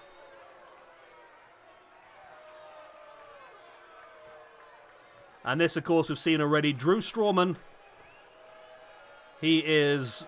For some reason, the more I look at him, the more I get Big John Studd vibes, but... He is going to be the powerhouse again, the enforcer behind the Constellation stable. The man who is going to fight the fights for Starboy. Yeah, I've always pronounced it Cerberus. That reminded me, actually, I don't know if this is a game that, again, because I'm older than you guys, you might not know of it as much, but if you don't know about it, I might just open your eyes to something amazing. But if you've ever played Age of Empires, they've recently remastered a game called Age of Mythology, which is the same as Age of Empires, but it takes into effect all of the mythology as well. So you have stuff like ancient Greeks, and you can have the Kraken, and you can have stuff like that, or you can be the ancient Egyptians, and you can have Anubis fight on your side and stuff like that. So there's some really cool stuff you can do. We haven't got any ancient Egyptians in this either. We should get Anubis involved. Oh my god, that third eye on the side is terrifying. Maybe I should try and match his eyes with the other two eyes, maybe. So this is elimination, by the way, so we will do the same as standard. We will give a point for every elimination and an extra point for the winner. Yeah, Age of Mythology is really good. They've recently, it was last week I think they re-released it. And it is a remastered version. So it's on Steam at the moment if you're interested. It's a point-and-click strategy game style thing. But yeah, I'm pretty sure there is a whole campaign that takes place in the Greek underworld. I can't remember if Cerberus is involved, but the powerhouse here, Drew. I like Drew Strowman a lot, you know. Just looking at him, he looks pretty damn cool. And remember, it is no disqualification, so weapons are not only allowed, but they are encouraged. And if I'm correct, we should also have full scan anywhere on. We've been through that before, though. Stone Age Rage into a Sphinx. That's not a bad idea. We could rebrand him.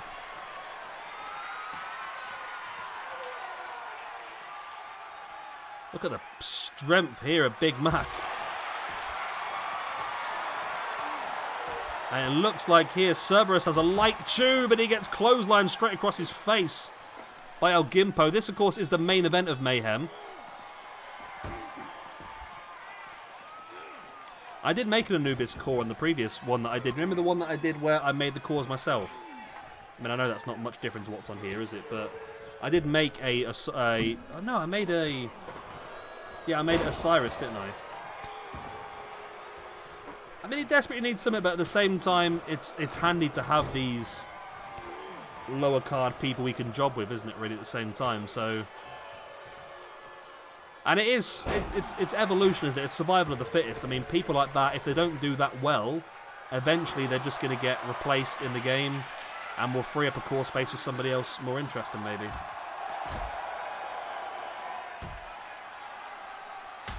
I think he was definitely one of the first creations, yeah. Okay, it's full scan anywhere. I normally set them up as full scan anywhere, but I'm just never sure, to be honest. Oh my god. We may have a glitch here because it looks like Drew Strowman is stuck outside the ring. Okay. Is he going to glitch back in? Is he going to glitch back into the arena? Somebody grab him and suplex him or something. How has he ended up out there? Somebody grab him. We may have to restart this match. Well, somebody... Are they both going to be out there now? No? Okay. Yeah, Drew has glitched the game. I don't know whether we're going to be able to get him back in or not. El Gimpo has also now glitched as well. Okay, they're both in the crowd now. Is this a good thing or a bad thing?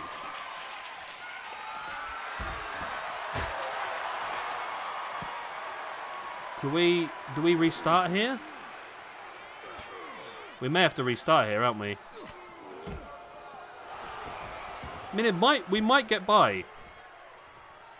It might end up with all four of them fighting in the crowd at this point. Look at that choke slam onto a small boy. The referee is doing counts out there. Do you think it's a restart? I think it might be, you know. Yeah.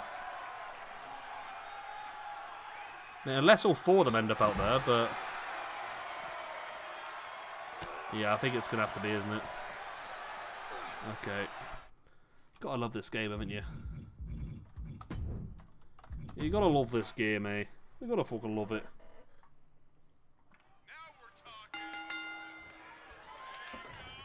Alright, here we go.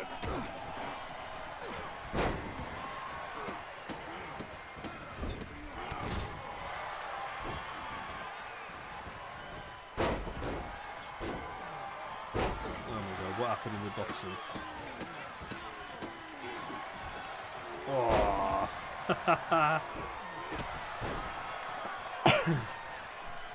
OnlyFans model attempts to streak at the Misfits boxing weigh-in and fell flat on her face after across the stage.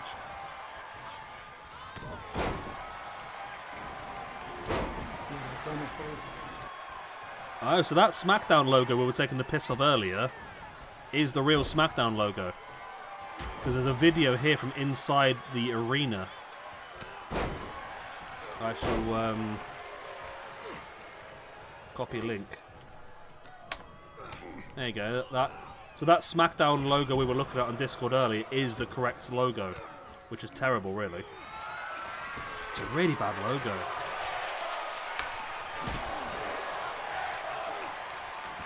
It's not nice at all, is it?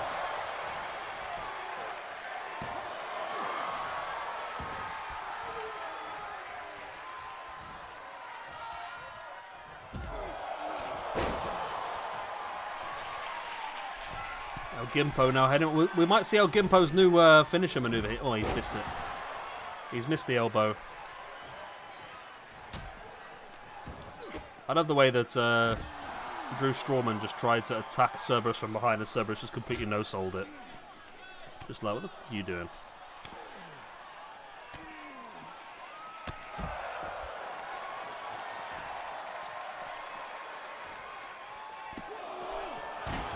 Straight into the ring steps. Oh, really? I saw a stupid rumour, I don't know if it's true, Mohammed, by the way, that apparently Saka's a Man United fan. I don't know how true this is, but I saw this the other day on a Twitter about the player that Man United signed from Arsenal in the summer, the youngster. Apparently that youngster shares the same agent as Saka, and Saka's contract expires next summer and he's a massive Man United fan and considering going on a free transfer. I don't believe any of it, but I thought it was an interesting story. I'm sure Saka is probably... He's probably born in London, isn't he? Bukayo Saka.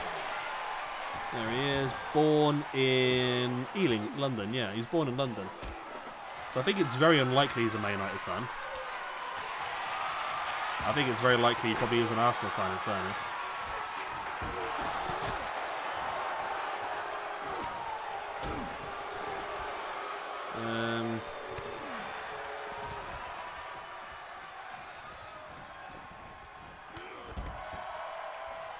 Yeah.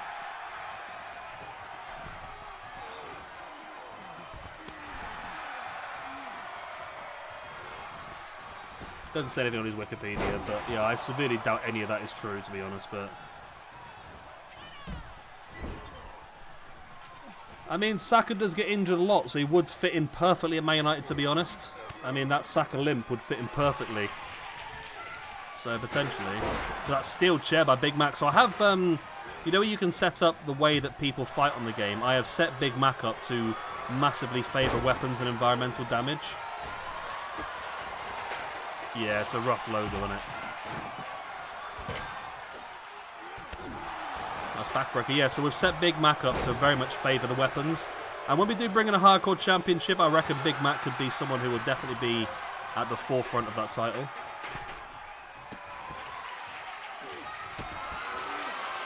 Yeah. Saka or Anthony, well. Guitar across their head by Drew Strawman on El Gimpo. Cerberus raining down the strikes. There's plenty of cons on one of those sides, I know that.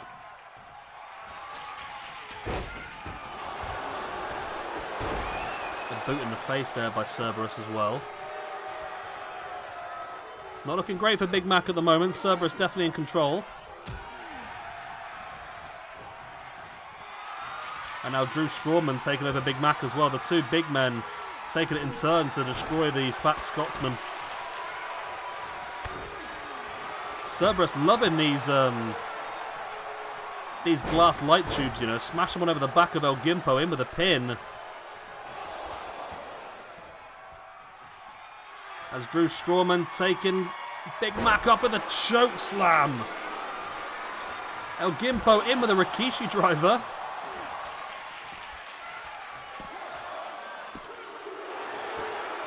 Drew Strawman, look at the strength for the jackknife powerbomb on Big Mac. Drew Strawman of the Constellation could be getting the first elimination here. And he does. Big Mac is gone. The fan favourites once again struggling. Big Mac is gone, and the point for Drew Strawman on his debut. Oh, Drew Strawman sold that table smash, didn't he? Poor old Big Mac.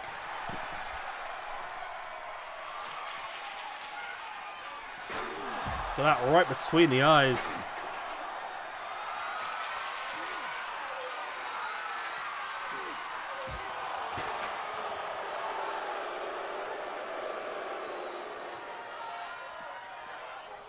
So El Gimpo... Yeah, El Gimpo used his finisher, which was the Rikishi driver, because it was outside the ring. Oh, fireball in the face by Cerberus. Didn't quite hit it though, did he?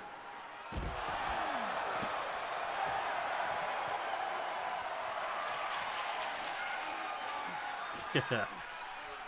Tombstone and Cerberus on El Gimpo, and we could be seeing the two chunks out early on. No, Cerberus not quite getting the pin.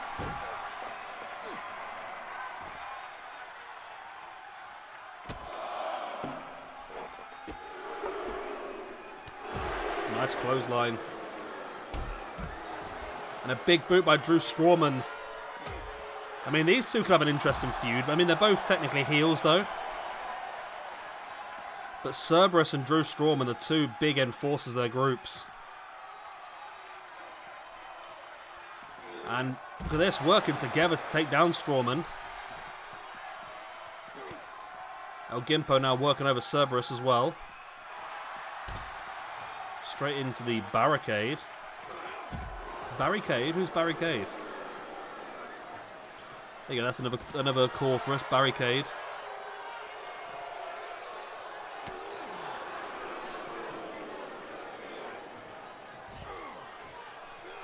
I did forget that.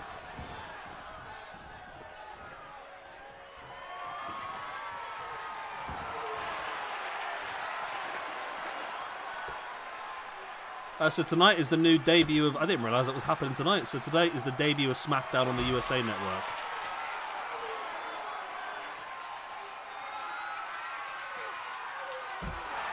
Oh, wow.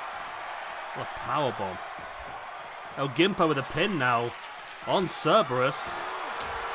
Not even a one count. To the kendo stick being swung. Sidewalk slam.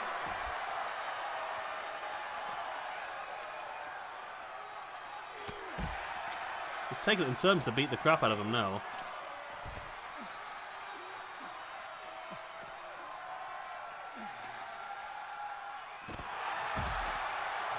There's Cerberus flattening Strawman.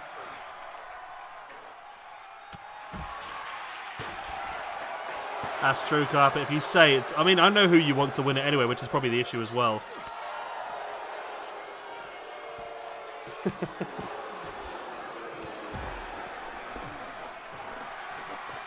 A SmackDown with surprises. I mean, I don't know what surprises they can have. I mean, the Lucha Brothers contracts expired yet? Could they debut soon? Motor City Machine Guns are apparently going to... they're going to NXT, so it won't be them. Would they possibly... They wouldn't bring... Well, Julia's already in NXT, so they wouldn't bring Julia up. I don't think they'll debut Stephanie back. I don't know what they can do that's going to be surprising. Unless they bring back the Hurt Business, but... You know, that's not going to happen. Cody versus Solo in a steel cage match. Yeah, I think I'm fine, to be honest. I think I'd... The thing is, the only thing that gets me through the potential Cody versus Solo match is the idea of all the outside interference and the craziness. Stick him in a steel cage. I don't think either of them are entertaining enough to have a singles match. For me. Jimmy Uso returning is a good shout, to be honest. Jimmy Uso returns and saves Cody from a beating after the match, maybe.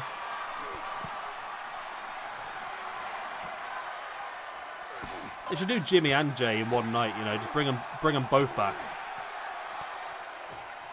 They should do the whole Bloodline reunion.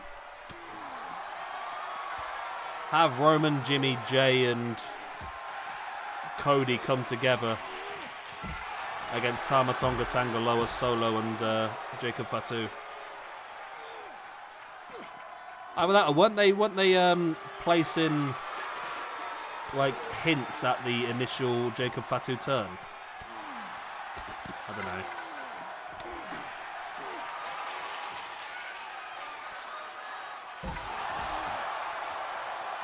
Yeah. Or could there be the return of Paul Heyman, maybe? Paul Heyman returns with Roman. That would get a massive pop. I mean, Roman returning with Paul Heyman at the end of the show, I think would get a massive pop to save Cody from the Bloodline. Maybe Jimmy returns, gets caught out in a 4-on-1.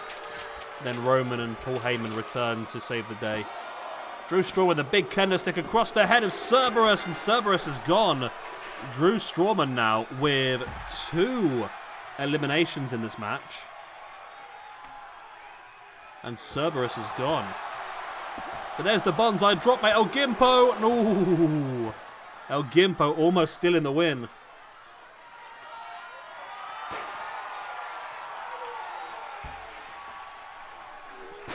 Nice slam of the chair. Oh, look at the blood on the ground. I didn't even notice that. I must admit, Jimmy Uso for me is shocking. I can't stand the phrase yeet, so I never have been able to. So the fact they've built an entire character around it just is horrific. El Gimpo's going to win this. Carpet, you're going to get your way here, I think, mate. No! Mate, if Drew Strowman wins this, he is going to be fired right towards the top of the rankings here.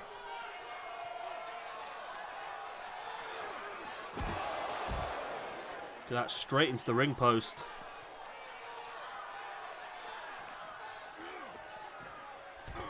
Wow. Have you seen Dutch and Vincent's new tag team finisher? It's pretty cool.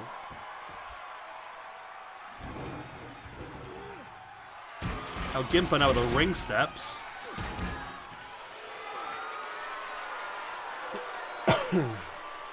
And this could be the powerbomb on the outside. This could be it. Wow. If Drew Strowman wins this, he is going to have all 3 eliminations. He has. Wow, what a win for him. What a win for Drew Strowman. What a debut as well. The man's gone from 0 to a +4 instantly. All 4 eliminations, yeah. I mean, nobody can deny that this guy is the #1 contender for the Intercontinental Championship. You could not deny him. Yeah, sorry, mate. Oh, El Gimpo. It's 1 star. And there we go. That is the end of Mayhem. It was pretty good. We now know... Well, we got our 2 feuds underway. Christian New York and Bam Bam Boombox getting the wins over White Tiger and Starboy, respectively. We know that Drew Strawman will feud against Ben Hamrock, which is going to be an interesting feud. You've got a massive powerhouse going up against an MMA-style fighter. That's going to be a very interesting feud indeed. So do you want to continue on and do an episode of Throwdown as well? We've got the time to do another one. And then maybe do a couple of creations at the end, or do you want to do some creations now? I hope White Tiger loses, yeah. Yeah, try your hardest, mate. I'm sure the game's listening.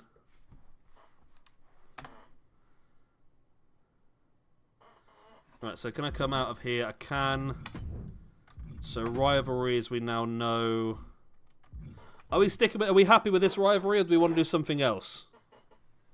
I mean, we could do something else if you want. Let's go with a high... Let's do a medium. Because it's a title feud. It's not like a... anything crazy, is it? So we're going to do... Drew Strawman versus... Ben Hamrock for the IC title. Boom. And you're happy for the Khan Baba versus General Shere Khan feud as well. And then that leaves us with 1 match we can freeball, whatever you fancy, and then we've got 2 women's matches and a tag team match as well. Okay.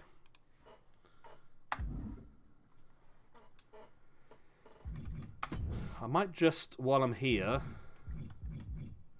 I'm going to remove all the other champions just so it goes off that list.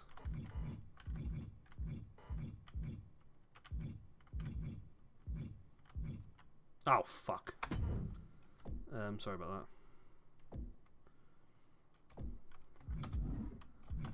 that. I forgot that he wasn't a real person.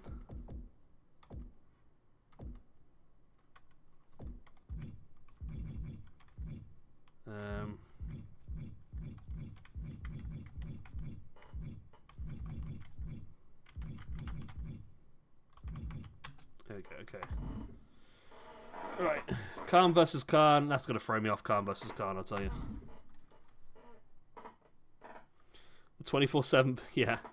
Well, I do want to have a hardcore championship, and we can 24/7 it ourselves, I suppose. If we want to. Right, so in this one... Right, so... Okay. The game wants Ben Hamrock and Drew Strawman to tag team. However, we don't. Necessarily. Is that a feud match? The feuds go cross shows now then, do they? Or do they? This has got a rival action in it.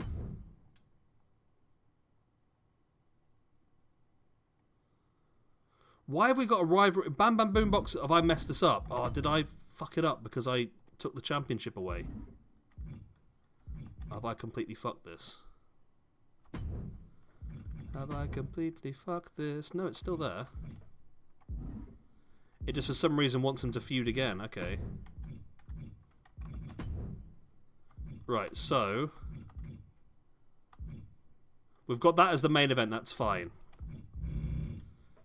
And I don't know about this tag team match. I don't know what you guys think about it, but... So we've got 1 match that we can freeball ourselves. We've got 1 match that you can book whatever you want. We need to have 2 women's matches, which we've already planned out, haven't we? So we want to have... we already decided, didn't we? We wanted... Patty O'Dore versus Anastasia. Patty O'Dore versus Anastasia.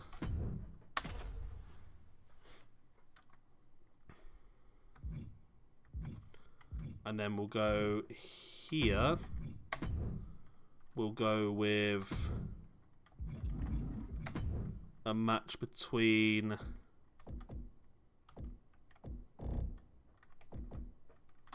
Mio Mizuki and Crimson Sun in the women's tournament as well.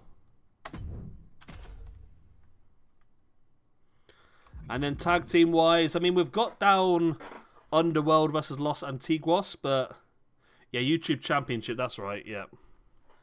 Yeah, we've got Underworld versus Los Antiguos, which we can do, or do you want to save that for Mayhem, and we can debut the Constellations tag team, which I'm looking forward to doing. So it's up to you on that one. We'll do this here then. We did say we would give the opportunity to our man.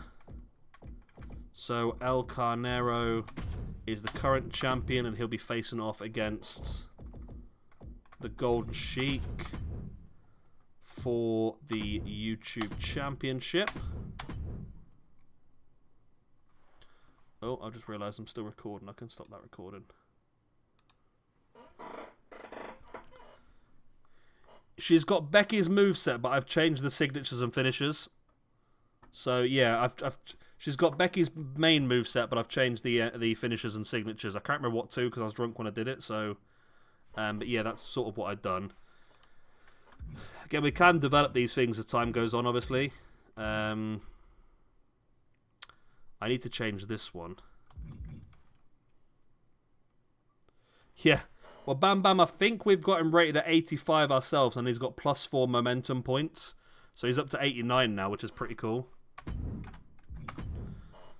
So do we want to do Underworld versus Los Antiguos, or should we do the Constellation versus...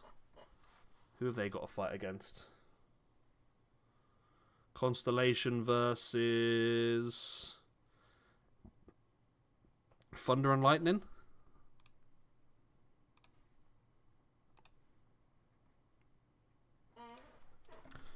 The Constellation versus Thunder and Lightning, which just leaves Popol Vuh versus the New Caliphate. Okay. So that's the whole tag team tournament scheduled.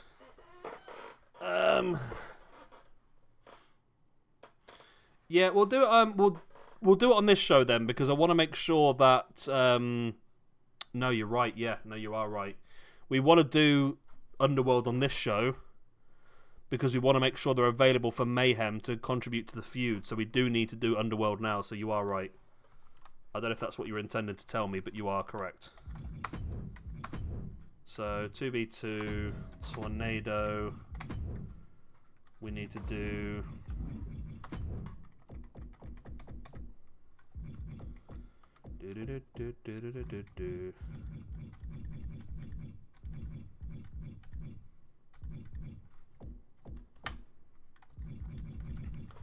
I've forgotten that. There we go. Blade and... No, not Christy New York. Why's he popped up first? It should be Blade and Chaos. Yeah, Blade and Chaos up against Dragon Verde and Dragon Dorado. I've set these up as tag teams, and they were still giving the wrong ones. Okay. Yeah, you're right. You're right. When you're right, you're right. Problem is, do we change this match? Obviously, we need to remove Golden Sheik because he's already in a match. So can I edit participants? It's going to end up like that anyway. So it's just going to look funny. Okay. Yeah, okay. So although it's showing the Golden Sheik in the match, he's not going to be part of the match. It just looks funny. So it's a bit annoying. I'd like to remove him, but I can't. It's just the way the game looks at it. But there we go. There we go. So I think we're pretty much set with that card as well then. So let's save it. So I can press record. Yeah, no, I know. Yeah, I didn't think about it until because obviously, if we want to do like allies being involved in the feud, we need to make sure that Underworld and that are all available on Mondays. So by having them have their match here, then we know they're going to be free on Mondays. That's my rough idea. It sort of makes sense, but there you go. Right. If you give me 1 second, I'm just going to go and grab a drink before we kick off.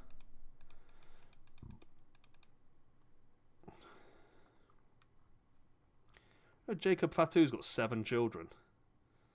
That bloodline is going to be going for fucking years. They're going to have their own company sooner or later, not just a bloody stable. Have their own brand. Absolute madness. Right, give me 1 second. Oh, me northern pins. Oh, fuck.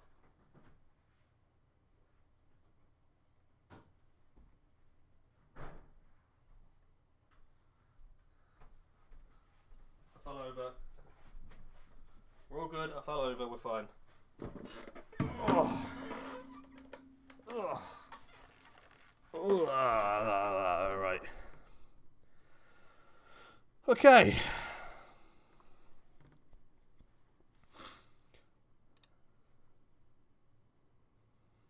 And we're live. Right then, here is the card for our episode of Throwdown. We're kicking things off with a random one. Drew Strawman and Ben Hamrock are going to go up in tag team action against Spike Jizz and the Golden Sheik. Then we will have a first round match in the Women's Championship Tournament as Patty O'Dore takes on Anastasia. We will see in the first round of the Tag Team Championship Tournament the team of Blade and Chaos of Underworld taking on Dragon Verde and Dragon Dorado of Los Antiguos. Antiguos? Oh, I don't know. Back to the Women's Championship Tournament, Mio Mizuki goes 1-1 against Crimson Sun. Then the promised YouTube Championship match, the Golden Sheik pulling double duty tonight as he goes up against El Carnero for the YouTube Championship. And our main event, we've got General Shere Khan versus Khan Baba. Let's go.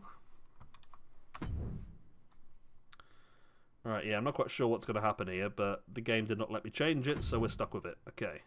Let's not read that, let's just let it happen naturally. Poor old Spike Jizz. He finally gets an opportunity to show what he can do, and it's going to get taken away from him, isn't it? Yes, I know you're a cat, I know.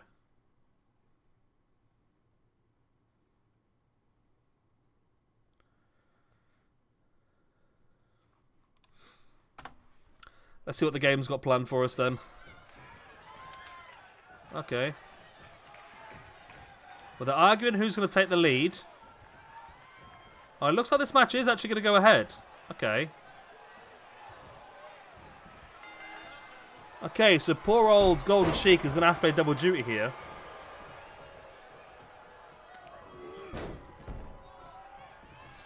Even though, well, he's been promised a championship match, but... Yes, Kat, you're on the front. Okay, come over here. Oh. Get back in your bed and I'll give you a stroke. Good girl. So yeah, the best thing here for Golden Sheik, he's got to try and get as little damage as possible. So what he wants is for Spike Jizz to stay in the ring. So we know, of course, that Drew Strawman became the #1 contender for the Intercontinental Championship on Mayhem. And now, just to cause a bit of havoc, we've decided to put them in a tag team match. I've got 2 cats. One of them chills on their own all day, and the other one's just a real attention whore. Spike Jizz did okay in the WrestleFest. I think he finished on a minus, though, didn't he? Yeah, Spike Jizz. No, he's on a 0. He won 3 matches, lost 3 matches, so didn't do too terribly. Golden Sheik here. Got to be careful. But at the same time, you've got to think, if one of these 2 guys, Spike Jizz or the Golden Sheik, can pin Bam Bam Boombox, all of a sudden they could become a possibility for an Intercontinental Championship match in the future. Maybe even added to this as a triple threat. Who knows?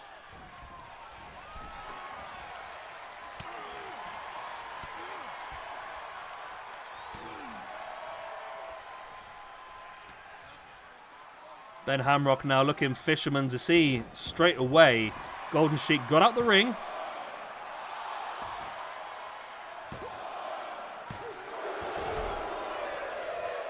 Really? Apparently, someone's been looking at the code of 2K24 and there's a character called Mask Off Juan Cena. There's going to be like a Mexican John Cena persona card.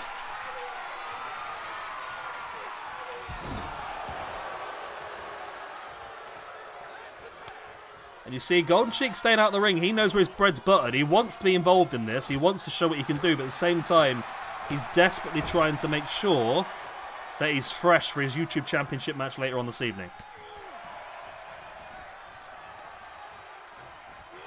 Obviously, we booked him in this tag team match, and he demanded that YouTube Championship match, which is why he is playing double duty tonight. Not something I like to do, to be honest, but it's something we're stuck with. Oh, I could have changed it. There is a way of doing it, isn't there? I remember now. Yeah, one of my cats loves people, and the other one's not really that bothered. I like, every now and again, I'll spend a couple of hours on my faction. But I just don't enjoy playing the game, I must admit. It's the same with FIFA. FIFA bores me, it's just too repetitive. The same with this. To play, I don't mind recording it and doing stuff like this, but when it comes to actually playing it, it's just too repetitive for me. Especially when you have to do stupid stuff and achieve certain objectives, and this, it just frustrates me.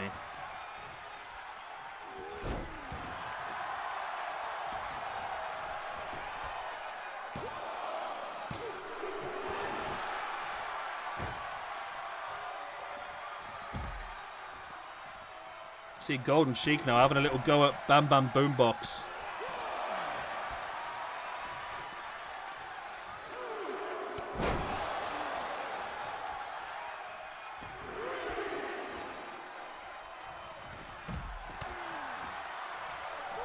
I mean, I'm disappointed in the fact the Lucha Dragons, Lucha Brothers are leaving, but I'm not overly annoyed. I mean, I really was at the beginning, but I suppose I am, because they're really lacking a tag team AEW, aren't they now? I enjoy good career mode, but I enjoy it more managing, a bit like Football Manager. I can do Football Manager, but when it comes to actually, if I was physically playing like Ultimate Team, I just can't do it. I can play about 3 or 4 matches in Ultimate Team, it just bores the life out of me. Omega, I barely played any of these WWE games in years. I've clocked hundreds of hours up in them, but I've never actually played them. This is going to go to a count out, isn't it?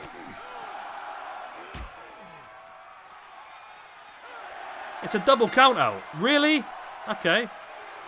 A double count out it is. Essentially, the teams of Bam Bam Boombox and Drew Strawman were able to coexist, but it was iffy. And they were not able to pick up the victory. We won't do anything to a ranking system. A draw's a draw. Nobody gets a plus, nobody gets a minus. Next, women's. Let's hope we can get some proper action this time. That was a weird match, that was. Really was a weird match, but hey-ho. It is what it is. It was what it was.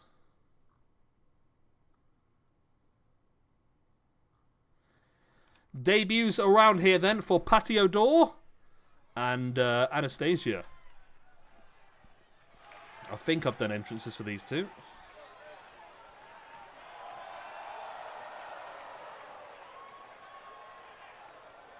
Here she is. Patio Door herself. Yeah, I'm disappointed with that. There wasn't even any cutscenes or anything. It was just a bit of a boring match, so we'll just ignore it and pretend it never happened, I suppose. Whoa, whoa, whoa. I like this jacket, actually. I don't know whose jacket it is, but when we change the colour to green and orange, which is a colour scheme, which is two of the colour, green, yellow, and orange is the colour scheme for the Irish flag. So it sort of works out pretty well.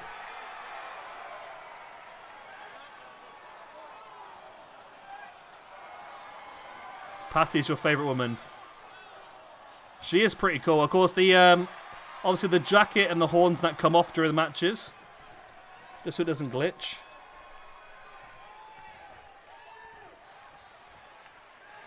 I say I'd like to maybe change the top because that top seems to get randomised in so often.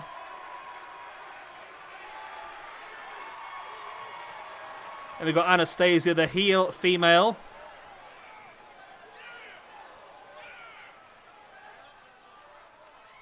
Rocking Paige's attire for some reason.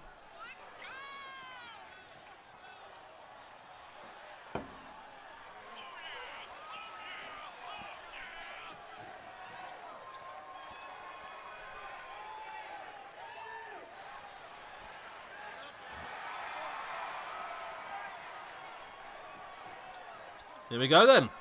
Debuts all round.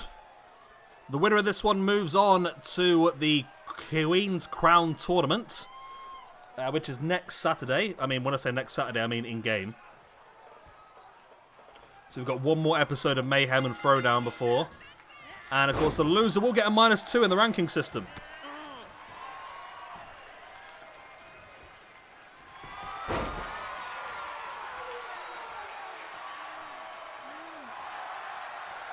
So Patty O'Dore looking good already. Yeah, maybe there's a better attire for Patty O'Dore. I mean, if she is well liked and successful, I can definitely try and get a cooler attire together for her. This, of course, is just what was randomised in. Then I made a couple of changes to the colours just to make them flow a bit better. But if she does become a favourite, it's definitely something I can do is change up some of the stats. Not stats, sorry. Change up the attire is what I meant.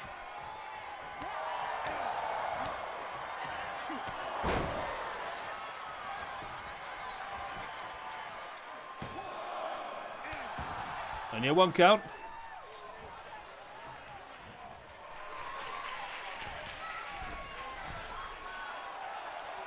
And we've got Patty up on top now. She thinking in with a big drop kick. Again, I don't even remember what moves I gave her, to be honest. I know I changed her signature because I knew it was too obvious just to give her Becky Lynch. So I tried to be a little bit less obvious by changing the signature and the finisher. They were just cool stuff that I stumbled across, to be honest. Nothing too outlandish. But I'm still burping my dinner up. It was nice, I really enjoyed that.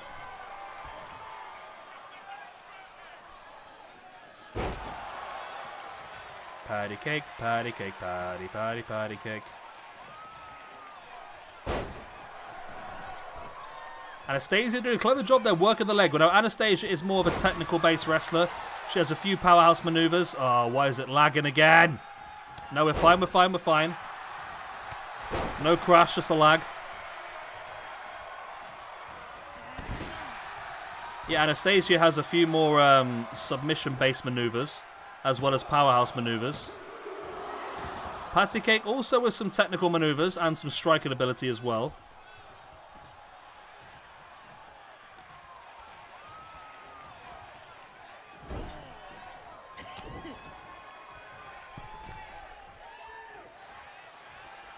Anastasia, lovely over the top. That is one of her signatures. I gave her that maneuver myself, so I know that's one of her signatures.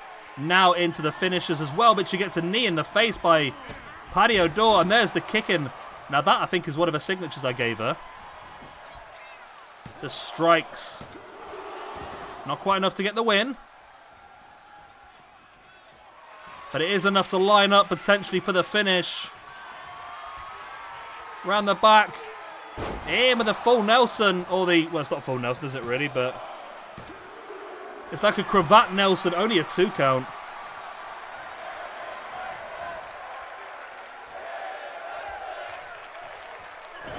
There's a headbutt, look at that. Captured up into the Saito suplex. And it's the win! Patio Door moves forward in the Women's Championship tournament and, more importantly, picks up a victory on her debut. Patio Door. So we have a loss on a debut for Anastasia. Boom. There we go, rankings updated. Patio Door moves forward then to the Queen's Crown tournament next weekend in game. And she will face the winner of our match later on this evening, Mia Mizuki and Crimson Sun. It was a 15-star match. It's 15 stars. And here we go then. Underworld versus, well, Los Antiguos. But it's just essentially the Lucha Dragons, is it? Let's face it. They're both luchadors. They're both dragons. They are the Lucha Dragons.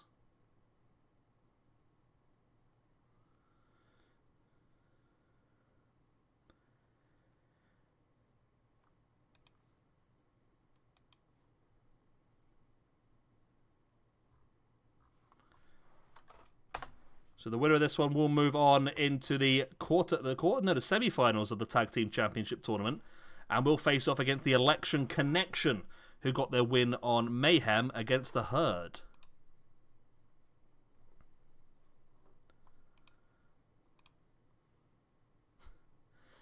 It's 15 stars.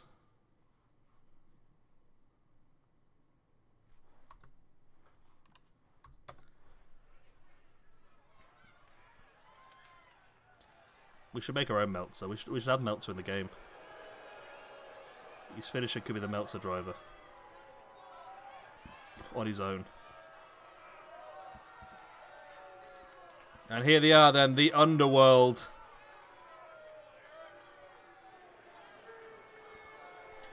We have got Blade as the big one. Chaos is the small one. Chaos up front, Blade at the back.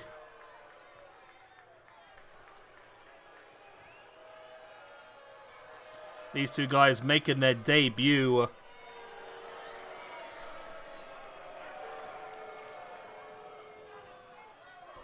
We used the standard ones for these, didn't we? I'm pretty sure.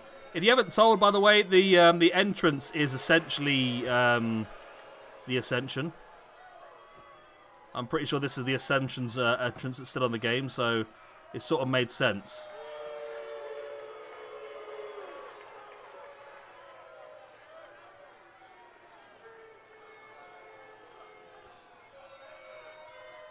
And they're going up against the Lucha Dragons, Los Antiguos.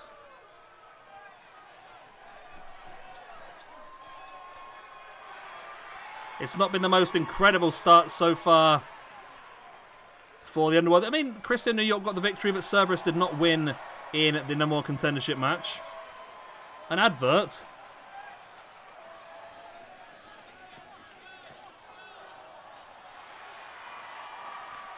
We've got Carpet Meltzer in the chat. He ranks all the matches for us. Dave Carpet, or Carpet Meltzer. Lucha, lucha, lucha, lucha.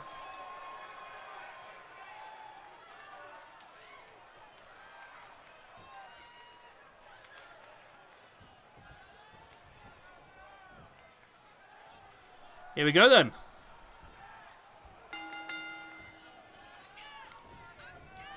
Standard Tornado Tag Team rules apply.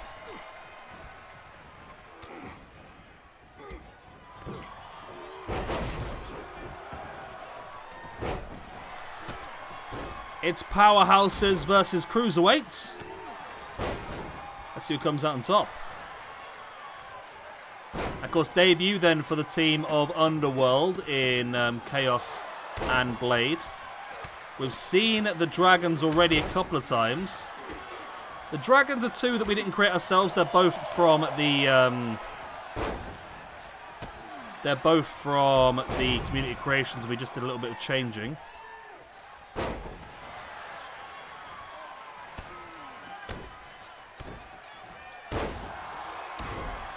The dropkick in the back of the head.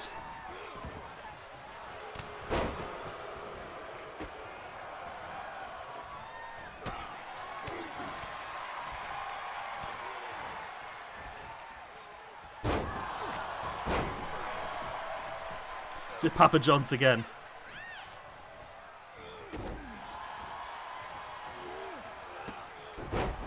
I'm assuming we have the same. Our pizza chains are mainly Domino's and Pizza Hut, I think, are here.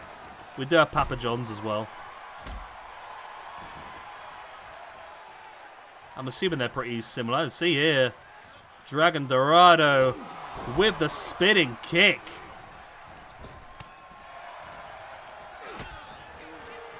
On Chaos. Blade now with a strike. Chaos with a belly-to-belly slam. I don't remember whose moveset we gave these two, to be honest. Which I quite like. I don't like the idea of knowing whose moveset they've got anymore. I'm happy to forget about them, to be honest.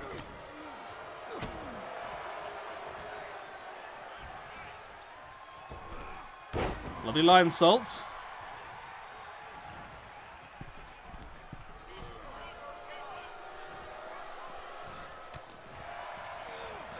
As you see, Chaos inside the ring with Dragon Dorado. Nice hip toss. Dragon Verde now with what looks to be a Poison Rhino on the outside.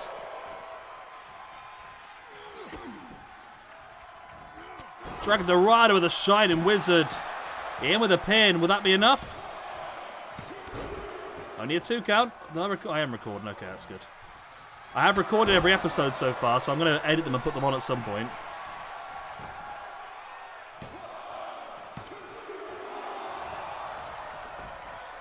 I don't like Domino's, to be honest. I prefer Pizza Hut, I must admit. Probably to the end of Throwdown, maybe. Maybe we'll do a little bit of adding at the end, but if you're around, Mohammed, we have got the Golden Sheiks title match coming up in 2 matches' time. I think we've got a women's match, then we've got the Golden Sheiks title match, and then we've got the main event, I think. Yeah, this is the 3rd match of the evening. Is it the 3rd match of the evening already? It is, isn't it? Yeah. Big kick in the face by Dragon Dorado. There's the pin. Dragon Verde keeping Blade occupied. And it's not quite a win. Yeah, no more than an hour, I don't think, Mohammed, because I've had a long week, so I'm looking forward to going to bed, to be honest. And part of me fancies doing a little bit of Rome Total War as well. I'm going to record some Rome. I've never recorded any of the Total War games because there was such a pain in the backside with YouTube policies. But apparently now they've completely relaxed it. So as long as I give them credit for their own game, and as long as I make sure that I mention in the videos that I'm not officially making videos for them, I'm okay to make videos and upload them. So I'm just getting a bit of game time on Rome Total War before I start recording it. Moonsault there by Dragon Verde. It looks like the Dragons are doing pretty well here, to be honest. Underworld struggling somewhat. So, when it comes to War Games, I think it was Omega mentioned earlier, War Games, didn't he? It's September in-game. We are planning on doing a lockdown pay-per-view. And in lockdown, I plan on doing at least 1 cage match, 1 Hell in a Cell, 1 War Games, and 1 Elimination Chamber match on the card. So we do have the Lucha stable has 3 people. Underworld has 5. The Constellation has 4. The New Caliphate has 3. So we probably can bring together some sort of matches.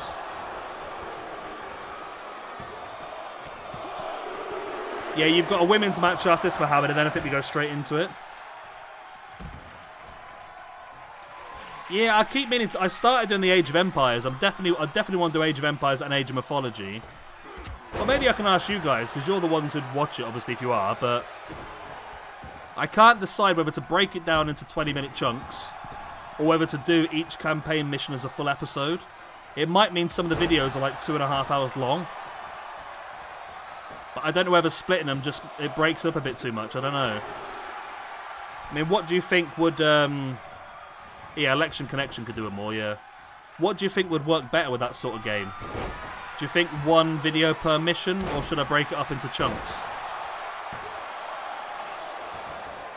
I just feel like breaking it up into chunks might get a bit disjointed. I don't know. I mean, the early missions are quite quick, but I feel like the longer, later ones I think might be a bit much.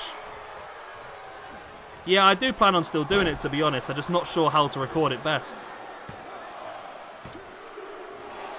I think I did the first 2 campaigns in the old Age of Empires 2.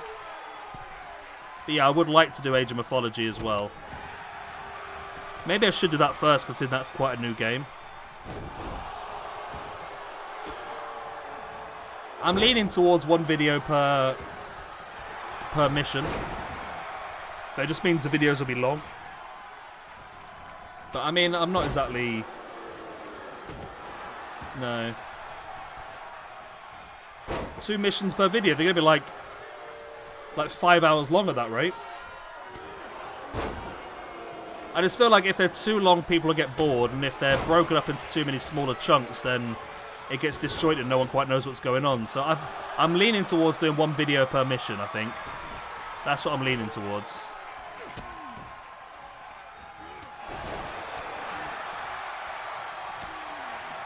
I mean, at the end of the day, I'm not a big YouTuber. I'm not going to get a ton of views. I might as well just do what I enjoy. And I feel like 1 mission per video is probably going to be the most enjoyable way to record it, I think. Yeah, what I planned on doing, and this is you know how stupid I am with these over-the-top things. My plan is the dragons get the win. My plan is to do every campaign on every game in the Age of Empires and Age of Mythology. So it is going to be a hell of a lot over a long period of time. But that is my plan. But you know what I'm like, it's just too bloody much half the time, isn't it? So victory for the Dragons. Dragon Verde gets himself a point. He's had 2 matches so far in the tag division, won them both. 1 match in the singles division, which he lost. Dragon Dorado, with that victory, is his first victory. So he moves up to a -1. And on the losing side then, on the debuting Blade and Chaos. Not been a good week for Underworld. Christian New York got the victory in his match. However, in the match for the Intercontinental Championship #1 contendership, Cerberus lost. And in this tag team tournament, the Underworld also lost. It's going to be an interesting way forward for them to see how they plan their next moves. Right, so I'm just updating all the sheets. Los Antiguos. So we've got Los Antiguos versus the Election Connection in the semi-finals now. So yeah, Mohammed, we've got the women's championship tournament first round match. Then we've got Golden Sheik and El Carnero for the YouTube Championship, and then the main event is also Shere Khan versus Khan Baba, which is probably one you'll enjoy as well because it's 2 of your creations. So there we go. Yeah, Age of Empires 2 was one of the first games I ever got. I remember very clearly where I first played it as well. I first played it in Spain. I was on holiday in Spain. We went to Benidorm. And we went into a pub that had a internet lounge. And I went in and watched somebody and then played a little bit myself of Age of Empires 2. And then I came back and brought it. It was great. I loved it. Especially since I'm a big fan of the Aztecs and the Mayans, and they've got their own DLC on that game, which I was super proud of. Love doing all that sort of stuff. Right, so here we go then. We have got the Mia Mizuki. So Mia Mizuki has had so far, I think, 1 singles match.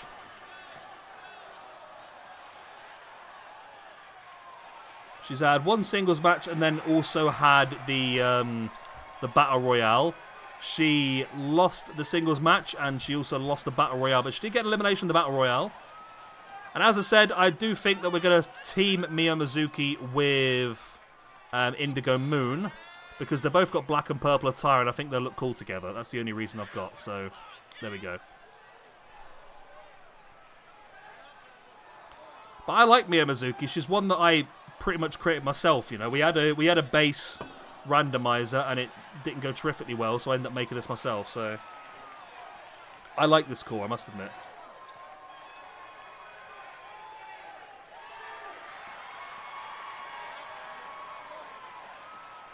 However, I might change the attire slightly. I'm not a fan of the top.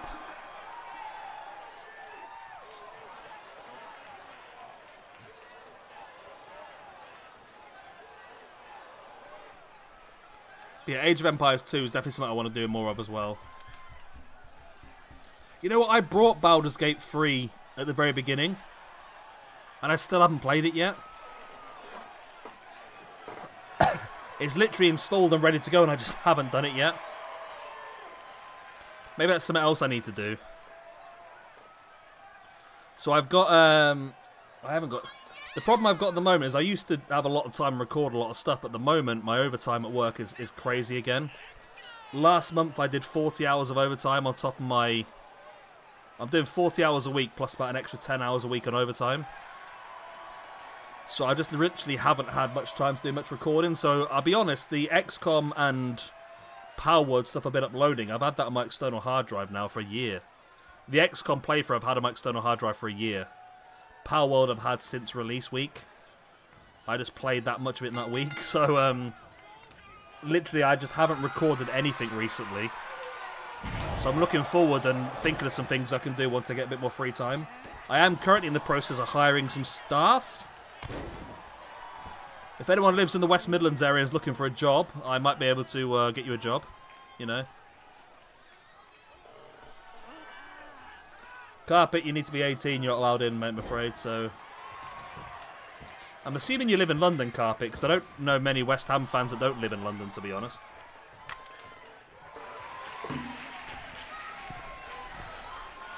Yeah, I've seen you can do co-op on it, yeah.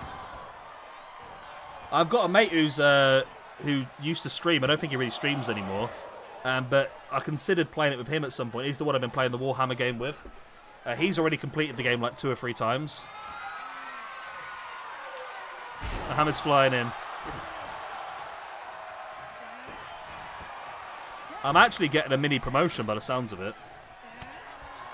I currently run the one brewery where I am. But there's a second brewery that they want me to run that as well. Which means hiring someone to replace me and then me overseeing both sites. Okay, an hour north or south?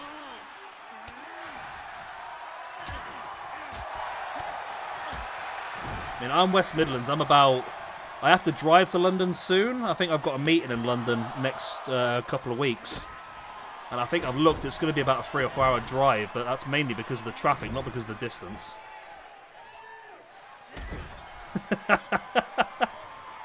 Mohammed, if you come in on a boat, you get yourself a nice little hotel room for a bit, to be honest. Yes, there'll be more money, but at the same time, it's more, but it probably won't be, because it'll be more, but I won't be doing all the extra overtime, so I'll be getting the same money, but doing less hours, essentially. I mean, I can still do the overtime, I suppose, but as long as I can prove my worth doing it, I suppose, that's the main thing. Because we do a lot of sales sort of stuff, if I can prove it, then...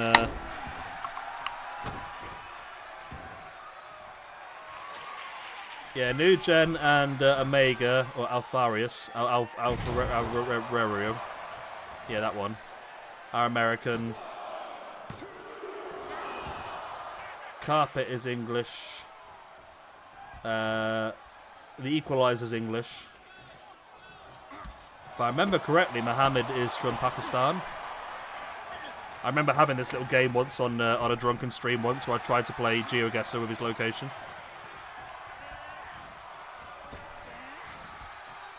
We should do some drunken GeoGuessr. I enjoy GeoGuessr, you know. Drunken GeoGuessr is a fun little game. Until I get cancelled, that is.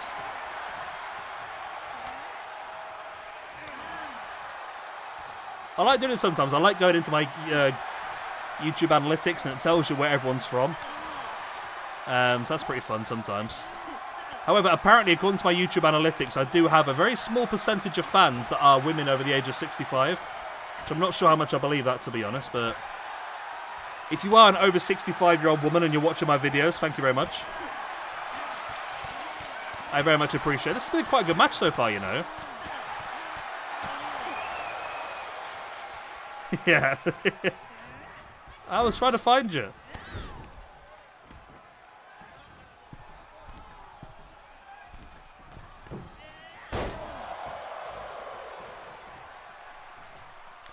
I'll be honest, mate, you speak better English than most of us as well. That's the problem, isn't it? Yeah, it was good fun. I enjoyed it. It's a package pile driver. Oh, wow. Mia Mizuki's going to get hammered again here. Oh, no, maybe not.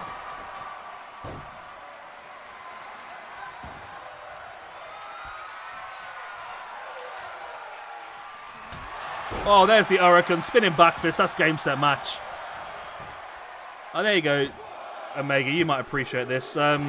Crimson Sun's moveset is basically the moveset of... what's her name? I forgot the name. Aja Kong, that's what I'm thinking of. Yeah, I enjoyed GeoGuessr. I've not played it in ages. I was paying for the GeoGuessr Battle Royale. I mean, we can do it together, can't we? I mean, if you guys have got it, we can do it together, can't we? I've not heard of... Oh, no, yes, he's the... Yeah, Rain Bolt's the freaky guy. Yeah, I know what you mean. I've seen videos before where he knows exactly where a country is just by looking at the clouds for 1 second or something stupid like that. He's a freak. I'll be honest, I'm quite sad. I actually watched about 6 months ago, there was a GeoGuessr World Championship stream on YouTube, and I actually sat there and watched it for a couple of hours. Oh, that freaked me out, that did. Someone just walked straight across my front garden. Really freaked me out.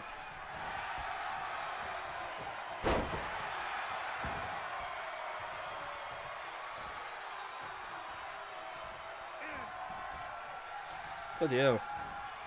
The only issue is with GeoGuessr is there's... Once you've played it for a while, you know certain things, don't you? Because you know there's certain countries that don't get used, there's certain countries that get used a lot, there's certain things to look at for certain countries, so it is very much... It's more difficult if you just drop in and go for it, isn't it? Crimson Sun there, great victory for Crimson Sun, but it's another loss for Mia Mizuki. One of my favourites. Now drops down to a -2 in the ranking system. Why have you not got this? You should have that. There you go, you've got it now, which means if I do that, then that happens there. Okay. Perfecto. Crimson Sun then will move forward, and then Crimson Sun, we now know, will be the next opponent for Patio Door in the semi-finals, which is next weekend. End this match. Here we go. The Golden Sheik versus the YouTube Champion. So, if you remember correctly, we discussed it last time out. The YouTube Championship will be defended every single week. I think the plan was to have the YouTube Championship on Mayhem and the female YouTube Championship on Throwdown. However, because of the Mayhem card being overly stacked, we moved the YouTube Championship to the Throwdown episode. But there we go. Right. Let's go. So we've not actually seen Golden Sheik's proper entrance yet, have we? Because the only match he's had so far was the Gauntlet match. So we'll get a chance, and El Carnero as well, get a chance to see their proper entrances. And I can tell you then, next time out, then we will have on Mayhem We'll do it the other way around then. So on Mayhem, we'll have Popol Vuh versus the New Caliphate in the Tag Team title tournament. And then on Throwdown, we'll have the Constellation versus Thunder and Lightning. And then in the women's division, we've got 4 more matches to get through on 2 episodes, haven't we? And that'll be next time out as well. We still need to have matches for... Oh, we've got a man in the ring. Matches for Voodoo Mama Juju, Indigo Moon, Bahama Mama, Diana Dazzler, Karina Kapoor, Marina Kapoor, Nori Namajo, and Mystique. So I need to make sure that I give the correct... Mia Mizuki gets a -2. Who else lost? I can't remember now. Anastasia lost, didn't she? So she gets a -2 as well. Here he is, the big man. The big man himself. The Middle Eastern... yeah. I mean, I saw this. This is not one of my calls, by the way, as you may have noticed, because it's decent. I saw this on the community creations. I made a couple of changes to it because they use that weird... I don't know if you've messed around with the creation a lot, but there's that weird material you can use that just is really, really bright and shiny, and it just doesn't look right. So I took that off and made it more simple, and I think it's actually a really good core. It fits our universe mode pretty well.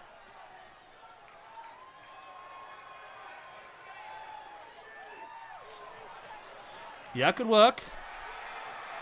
There he is, the first ever YouTube champion, El Carnero, made his debut at WrestleFest and walked out with the championship.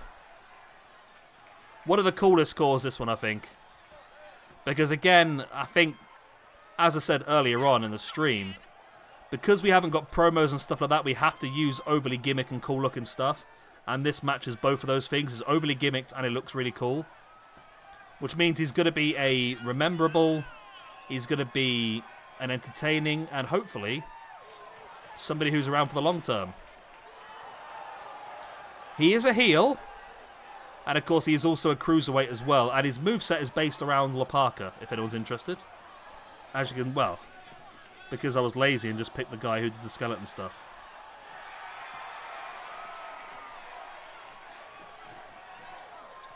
Oh, so Kevin Owens has a mystery tag team partner tonight against Grayson Waller and Austin Theory. Is that going to be Sami Zayn, do you think? Or, I don't know.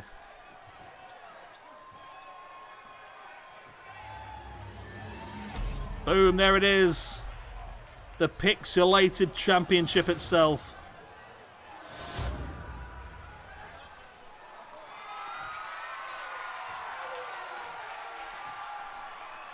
The Golden Sheik.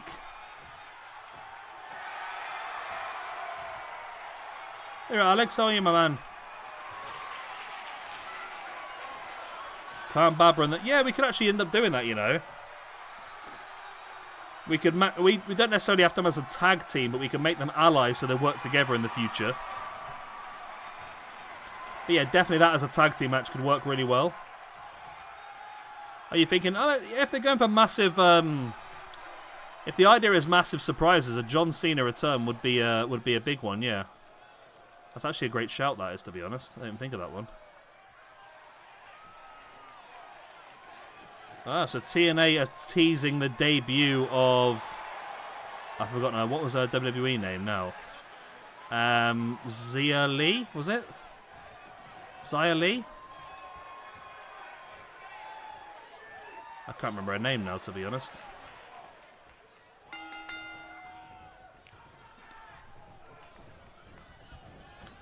A 15-second ad. Bloody hell. Hope I'm getting paid for these. Now, the issue is here is obviously we've already seen Golden Sheik wrestle once this evening in that tag team match. He wasn't fully involved in it, though. He only had a very small amount. He obviously knew what he was doing. He avoided as much as he could. I'm good, thank you. Alex, how are you?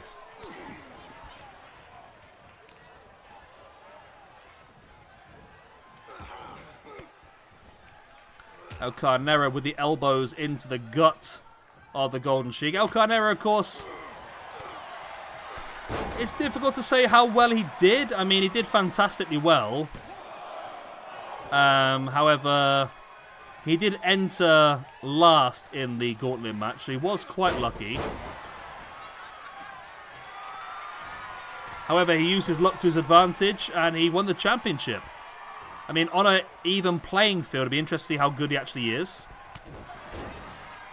As he catches Golden Sheik with a strike across the gut in with the springboard. Is Golden Sheik a face? Or I think Golden Sheik's down as a face. Yeah, Golden Sheik is down as a face. El Carnero down as a heel. By the way, if you're interested, we now have 36 men on the roster. And we have 16 women. I don't know where we see the overall. I don't quite sure how it's going to go. Do we see it as a 25-75 split, an 80-75? Maybe 25-75 be better.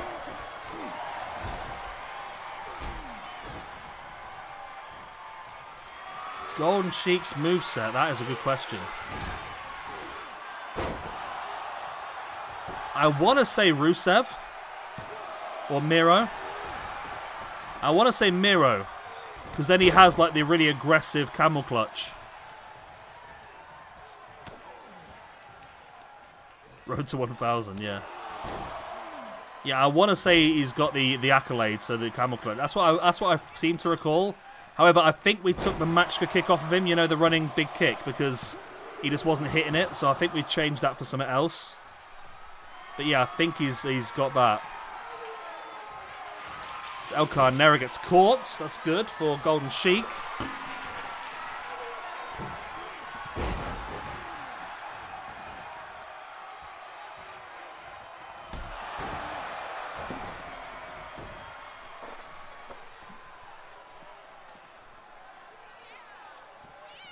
Right.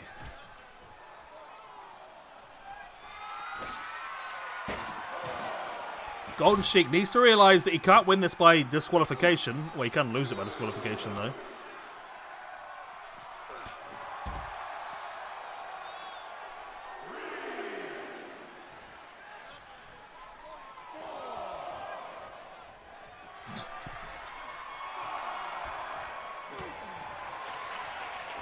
Here we go, a bit of a striking battle between the two. Not quite sure that is the smartest idea for either of them. I feel like Golden Sheik should win this by the size of him. He looks like a bigger, heavier striker. I mean, both of them are rocking each other, though, at this point. It is El Carnera. No, he did look like he took control, but maybe not. Maybe he did.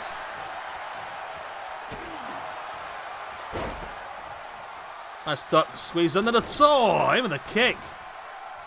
Great little combination of moves. There's the boot in the spine as well.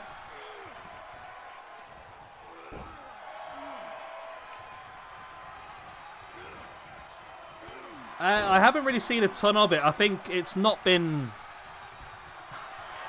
terrifically great, I don't think, but I think it's a case of it's going to be great when the other bloodline is back. I think at this point in time it's not the most entertaining for me, but I think when Roman's back and when the Usos are back going up against the other bloodline, I think that's when it will really come to fruition. But I'm not that bothered about Cody, I'll be honest. I never am a fan of the big, overly pushed face. It's tedious to me. So yeah, when Roman comes back as the most monster face you've ever heard of, he's going to get such a reaction when he comes back as a face. I think that's where it's really going to start to be enjoyable. They did a good job so far, I suppose, of just making them look strong and getting people to hate them more. Which is good, I suppose.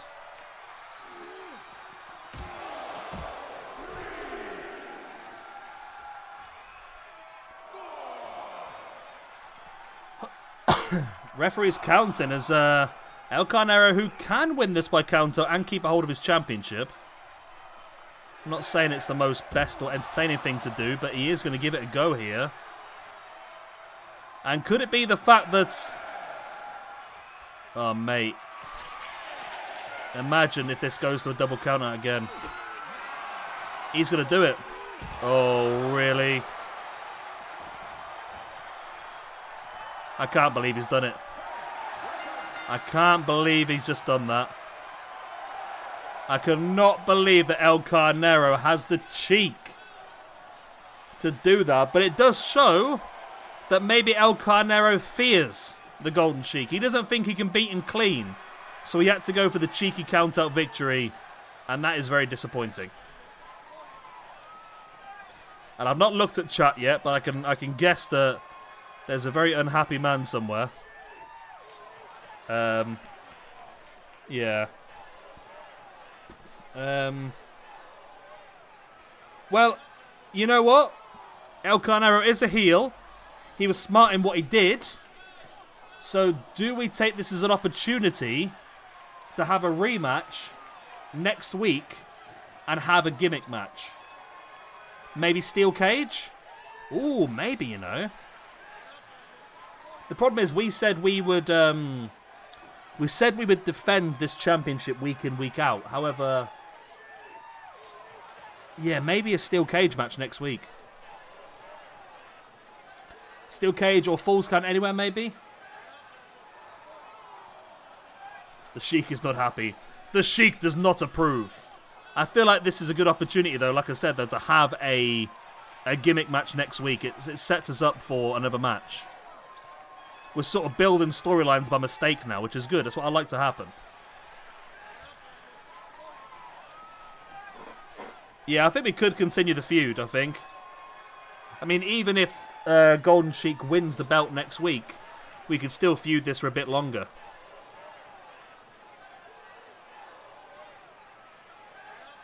Yeah, steel cage to avoid him running away. Or falls count anywhere match to stop him getting the counter. I mean, we can do either. I don't know how well a steel cage match works on this game between the AI, but we can give it a go and see whether it's worth using. Mohammed is furious. Absolutely furious. Right. Why did I put that transition on? Was I drunk? Let me just change the ranking system. Golden Sheik with the loss. And El Carnero, who's quite high up in the rankings, you know. He could end up being a main eventer at some point. He's up on a +4 alongside Drew Strawman. He's actually joint fourth in the rankings alongside Drew Strawman. The only ones ahead of El Carnero and Drew Strawman are Bam Bam Boombox, Ben Hamrock, and Christian New York. I feel like El Carnero could have another stat boost at the end of this month at this rate. And then time for our main event of the evening. Bad Blood. We can make a first blood match. It's just a little bit... Full count anywhere. Save the steel cage match for later. That probably might be a better idea. Maybe we do a steel cage match for the... Even Hell in a Cell at the pay-per-view, maybe.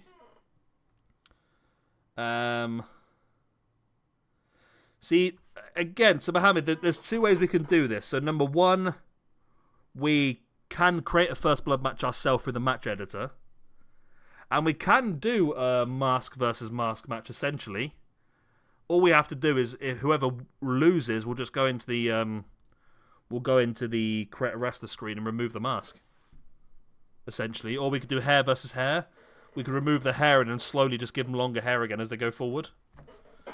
But main event time. The Golden Khan. General Sher Khan versus Khan Baba.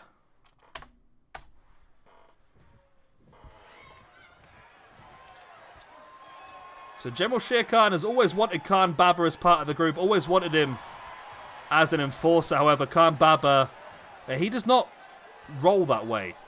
He's more of a spiritual man, whereas the other stable, the New Caliphate, is more militaristic. Khan Baba is more spiritual.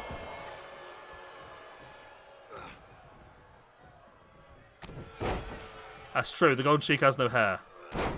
Then what can he battle against? Mask versus glasses?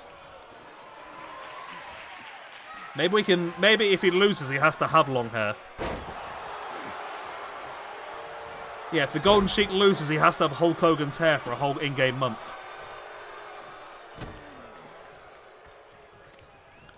But yeah, I think if we do a full scan anywhere match, and then potentially we could...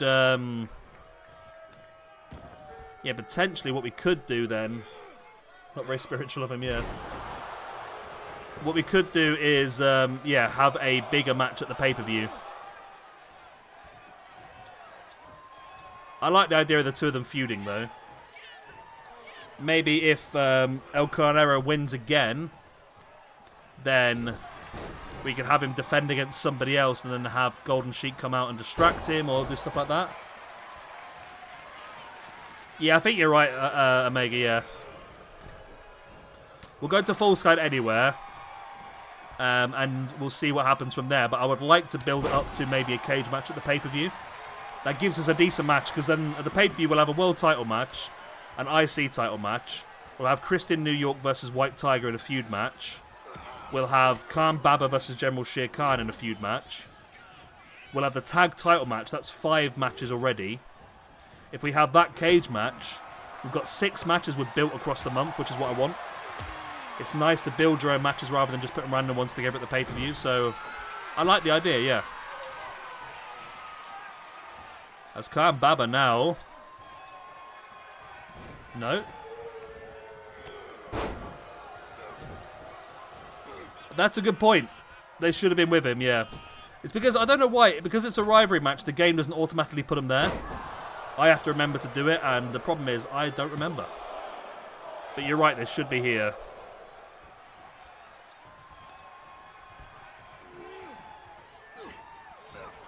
Khan Baba, by the way, not won a single match so far. He's had 2 matches so far, both of them on the losing side. General Shere Khan also no wins so far. He's had 1 match, 1 loss. So there's a big match of both these guys, main eventing a show as well. Neither of them have actually ever won a match in our universe mode. One of them's going to get the chance here today, though.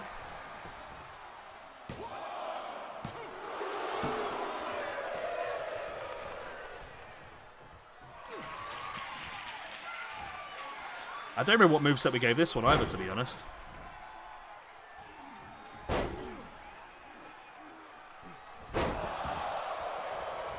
Yeah, steel cage at the pay-per-view, potentially. For the YouTube Championship. If the YouTube Championship is still involved, of course. That's the problem. I mean, it has to be defended every week in game, so... There's still 3 title defenses left before the pay-per-view. Next week, we'll have it defended again in the same matchup, but there'll be 2 more weeks. And we could just repeat the match over and over again and have 5 matches between the 2 of them, but a best-of-5 series, essentially. Well, it's not really a best-of-5, is it, really, if we have the... whoever wins the last match keeps the championship.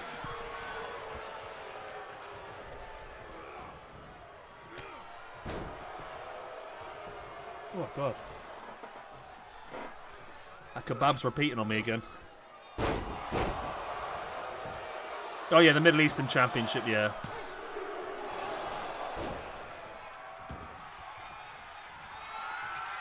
The T-Series Championship.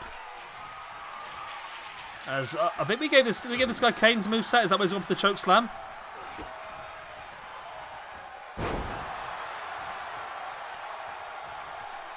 Roman Reigns back at SummerSlam, yeah. But have we seen him since SummerSlam, or... we haven't seen Paul Heyman, have we, I don't think. If him and Paul Heyman came back together, maybe with an Uso. Maybe both Usos.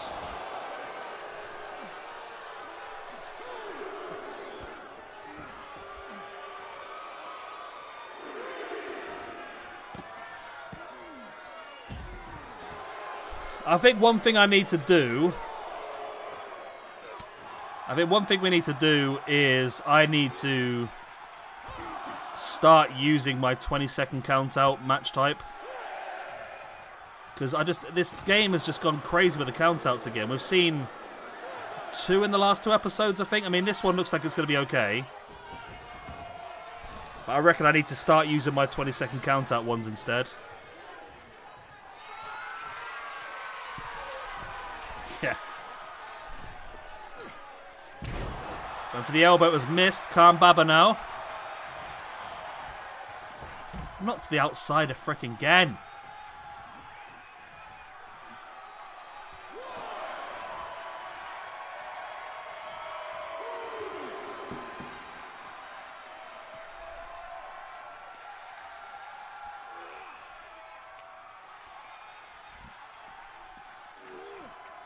Referee's just giving up counting now. We could do the games with no countouts, but I think if you don't do any countouts, I think then you have a you have the opposite. They just don't get back in the ring; they just fight outside forever. The artist formerly known as Omega.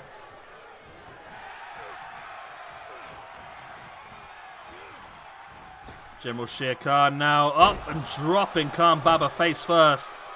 Interesting match between these two then. It's been a real battle so far, but who's going to come out on top of the war?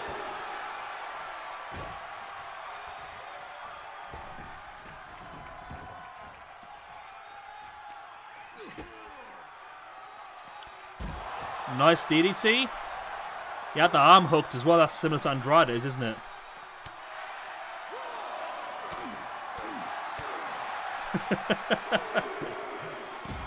Golden Sheik has just become his own gimmick now, hasn't he?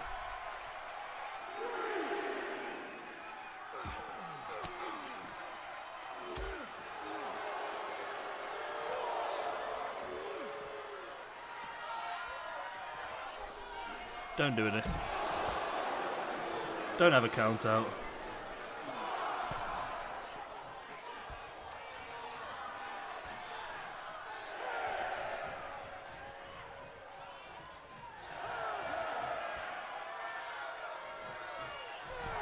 God, these countouts are getting too bloody close on my liking, you know. Big splash into the corner.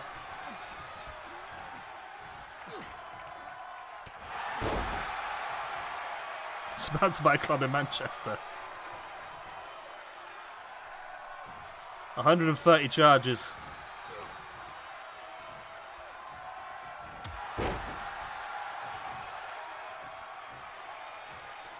Come on, the big overhand strike. Is he going to go for a pin after that? No. General Shere Khan back up to his feet.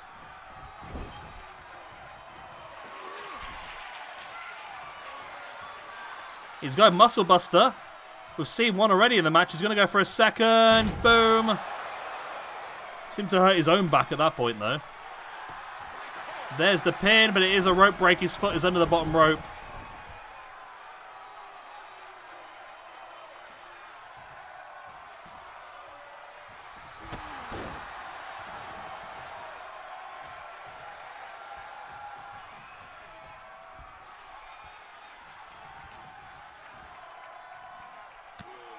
Clubbing blows across the face now by Khan Baba.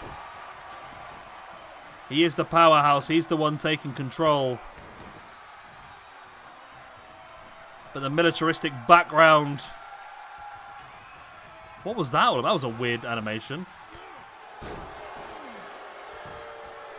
No, yeah, that's what I think is going to happen, to be honest. It starts on Monday, they're saying now, isn't it? But yeah, I don't see anything too serious. Khan Baba fighting back again with the elbow. Dropping Shere Khan face first.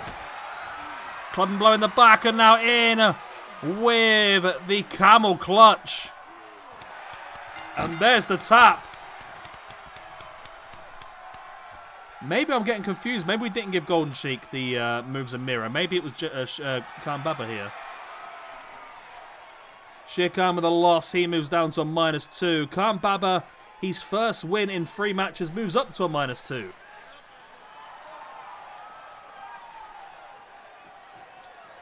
And there we go. Victory in the main event of Throwdown for Khan Baba. His first win, and hopefully the first of many. Yeah, General Shere Khan, I think, is Kane's... yeah. I'm not sure then, to be honest.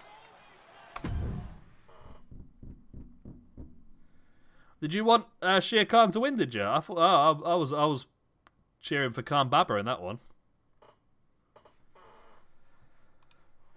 And there we go. That is the end. Let's just see what the game anticipates for us next time out.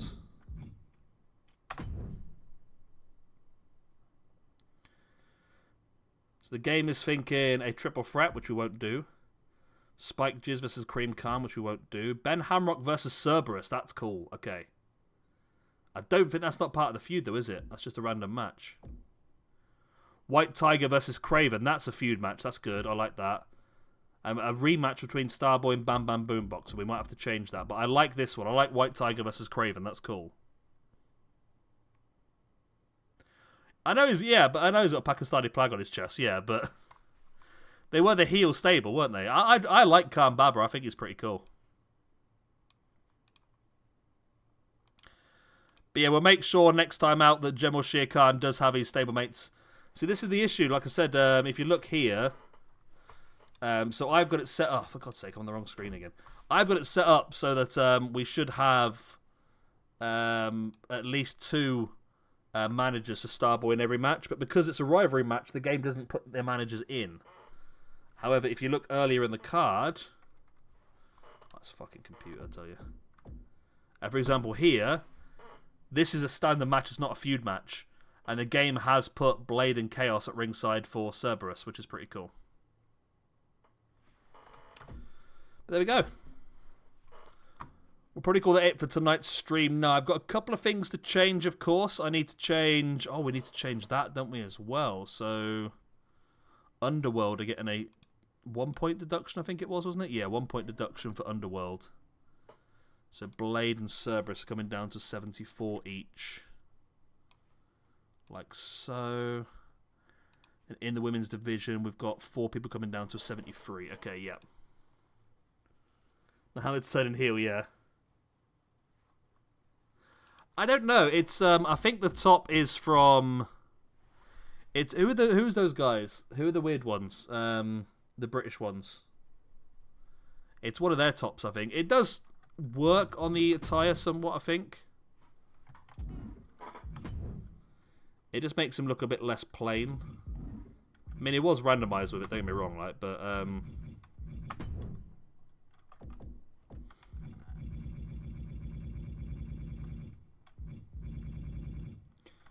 where is he? There he is. Pretty Deadly, that's the one I'm thinking of. Yeah, Pretty Deadly. I didn't realise this whole allies thing doesn't really work for me, you see. Because I've been doing it, and I didn't realise these are joint, so I put the entire stable in here, then went to the next person, put the entire stable in, and I didn't realise that you can't have the same position twice, so you've got to really work it out. So Christian New York, for example, here. Okay. So he's got these guys. If I put Craven in here, then I need to put Craven in here for it to work, I think.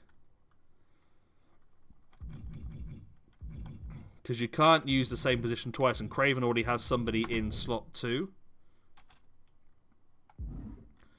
So if I do that,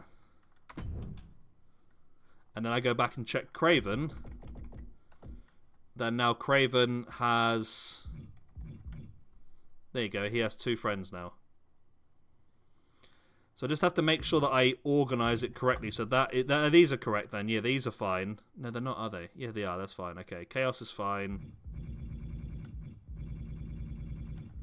Blade is not fine, but I can't... Craven's already got slot 1 and 2 in use, so I can't change that, I don't think. Cerberus has got all of them in there. Yeah, that's fine then, yeah. Yeah, but I think if you have them in the allies list, then it means they will get involved in feuds. So I'll be honest, I think the fact that I've just made that change might have just changed the card. Has it? No, it is not. Okay, it's kept it as it is. I think we might change this match potentially. Maybe put Bam Bam Boombox up against one of Starboy's stablemates and have Starboy at ringside. Because I feel like if we just have the 2 of them face each other every single week, it's going to get boring. But we'll cross that bridge next time round. I'm going to try and stream again on... It won't be tomorrow, it'll be Sunday if it is, but I'll have to confirm because I'm working over the weekend again. So if it is, I will let you know. If it's not, then I'll try and do something during the week. Again, it all depends on how many hours I work at week. But I'm enjoying this. I'm hoping you guys are as well. We're still very much at the infancy stage. There's still a lot more to go. And I think the more we work together, the better it'll become. We've only got 2 guys left to debut now, and that is the Constellations tag team with Brett Anderson and Dean Blanchard, which will see debut next time around against Thunder and Lightning. And then in the women's division, we still have some debuts for Bahama Mama, Diana Dazzler, and Marina and Karina Kapoor.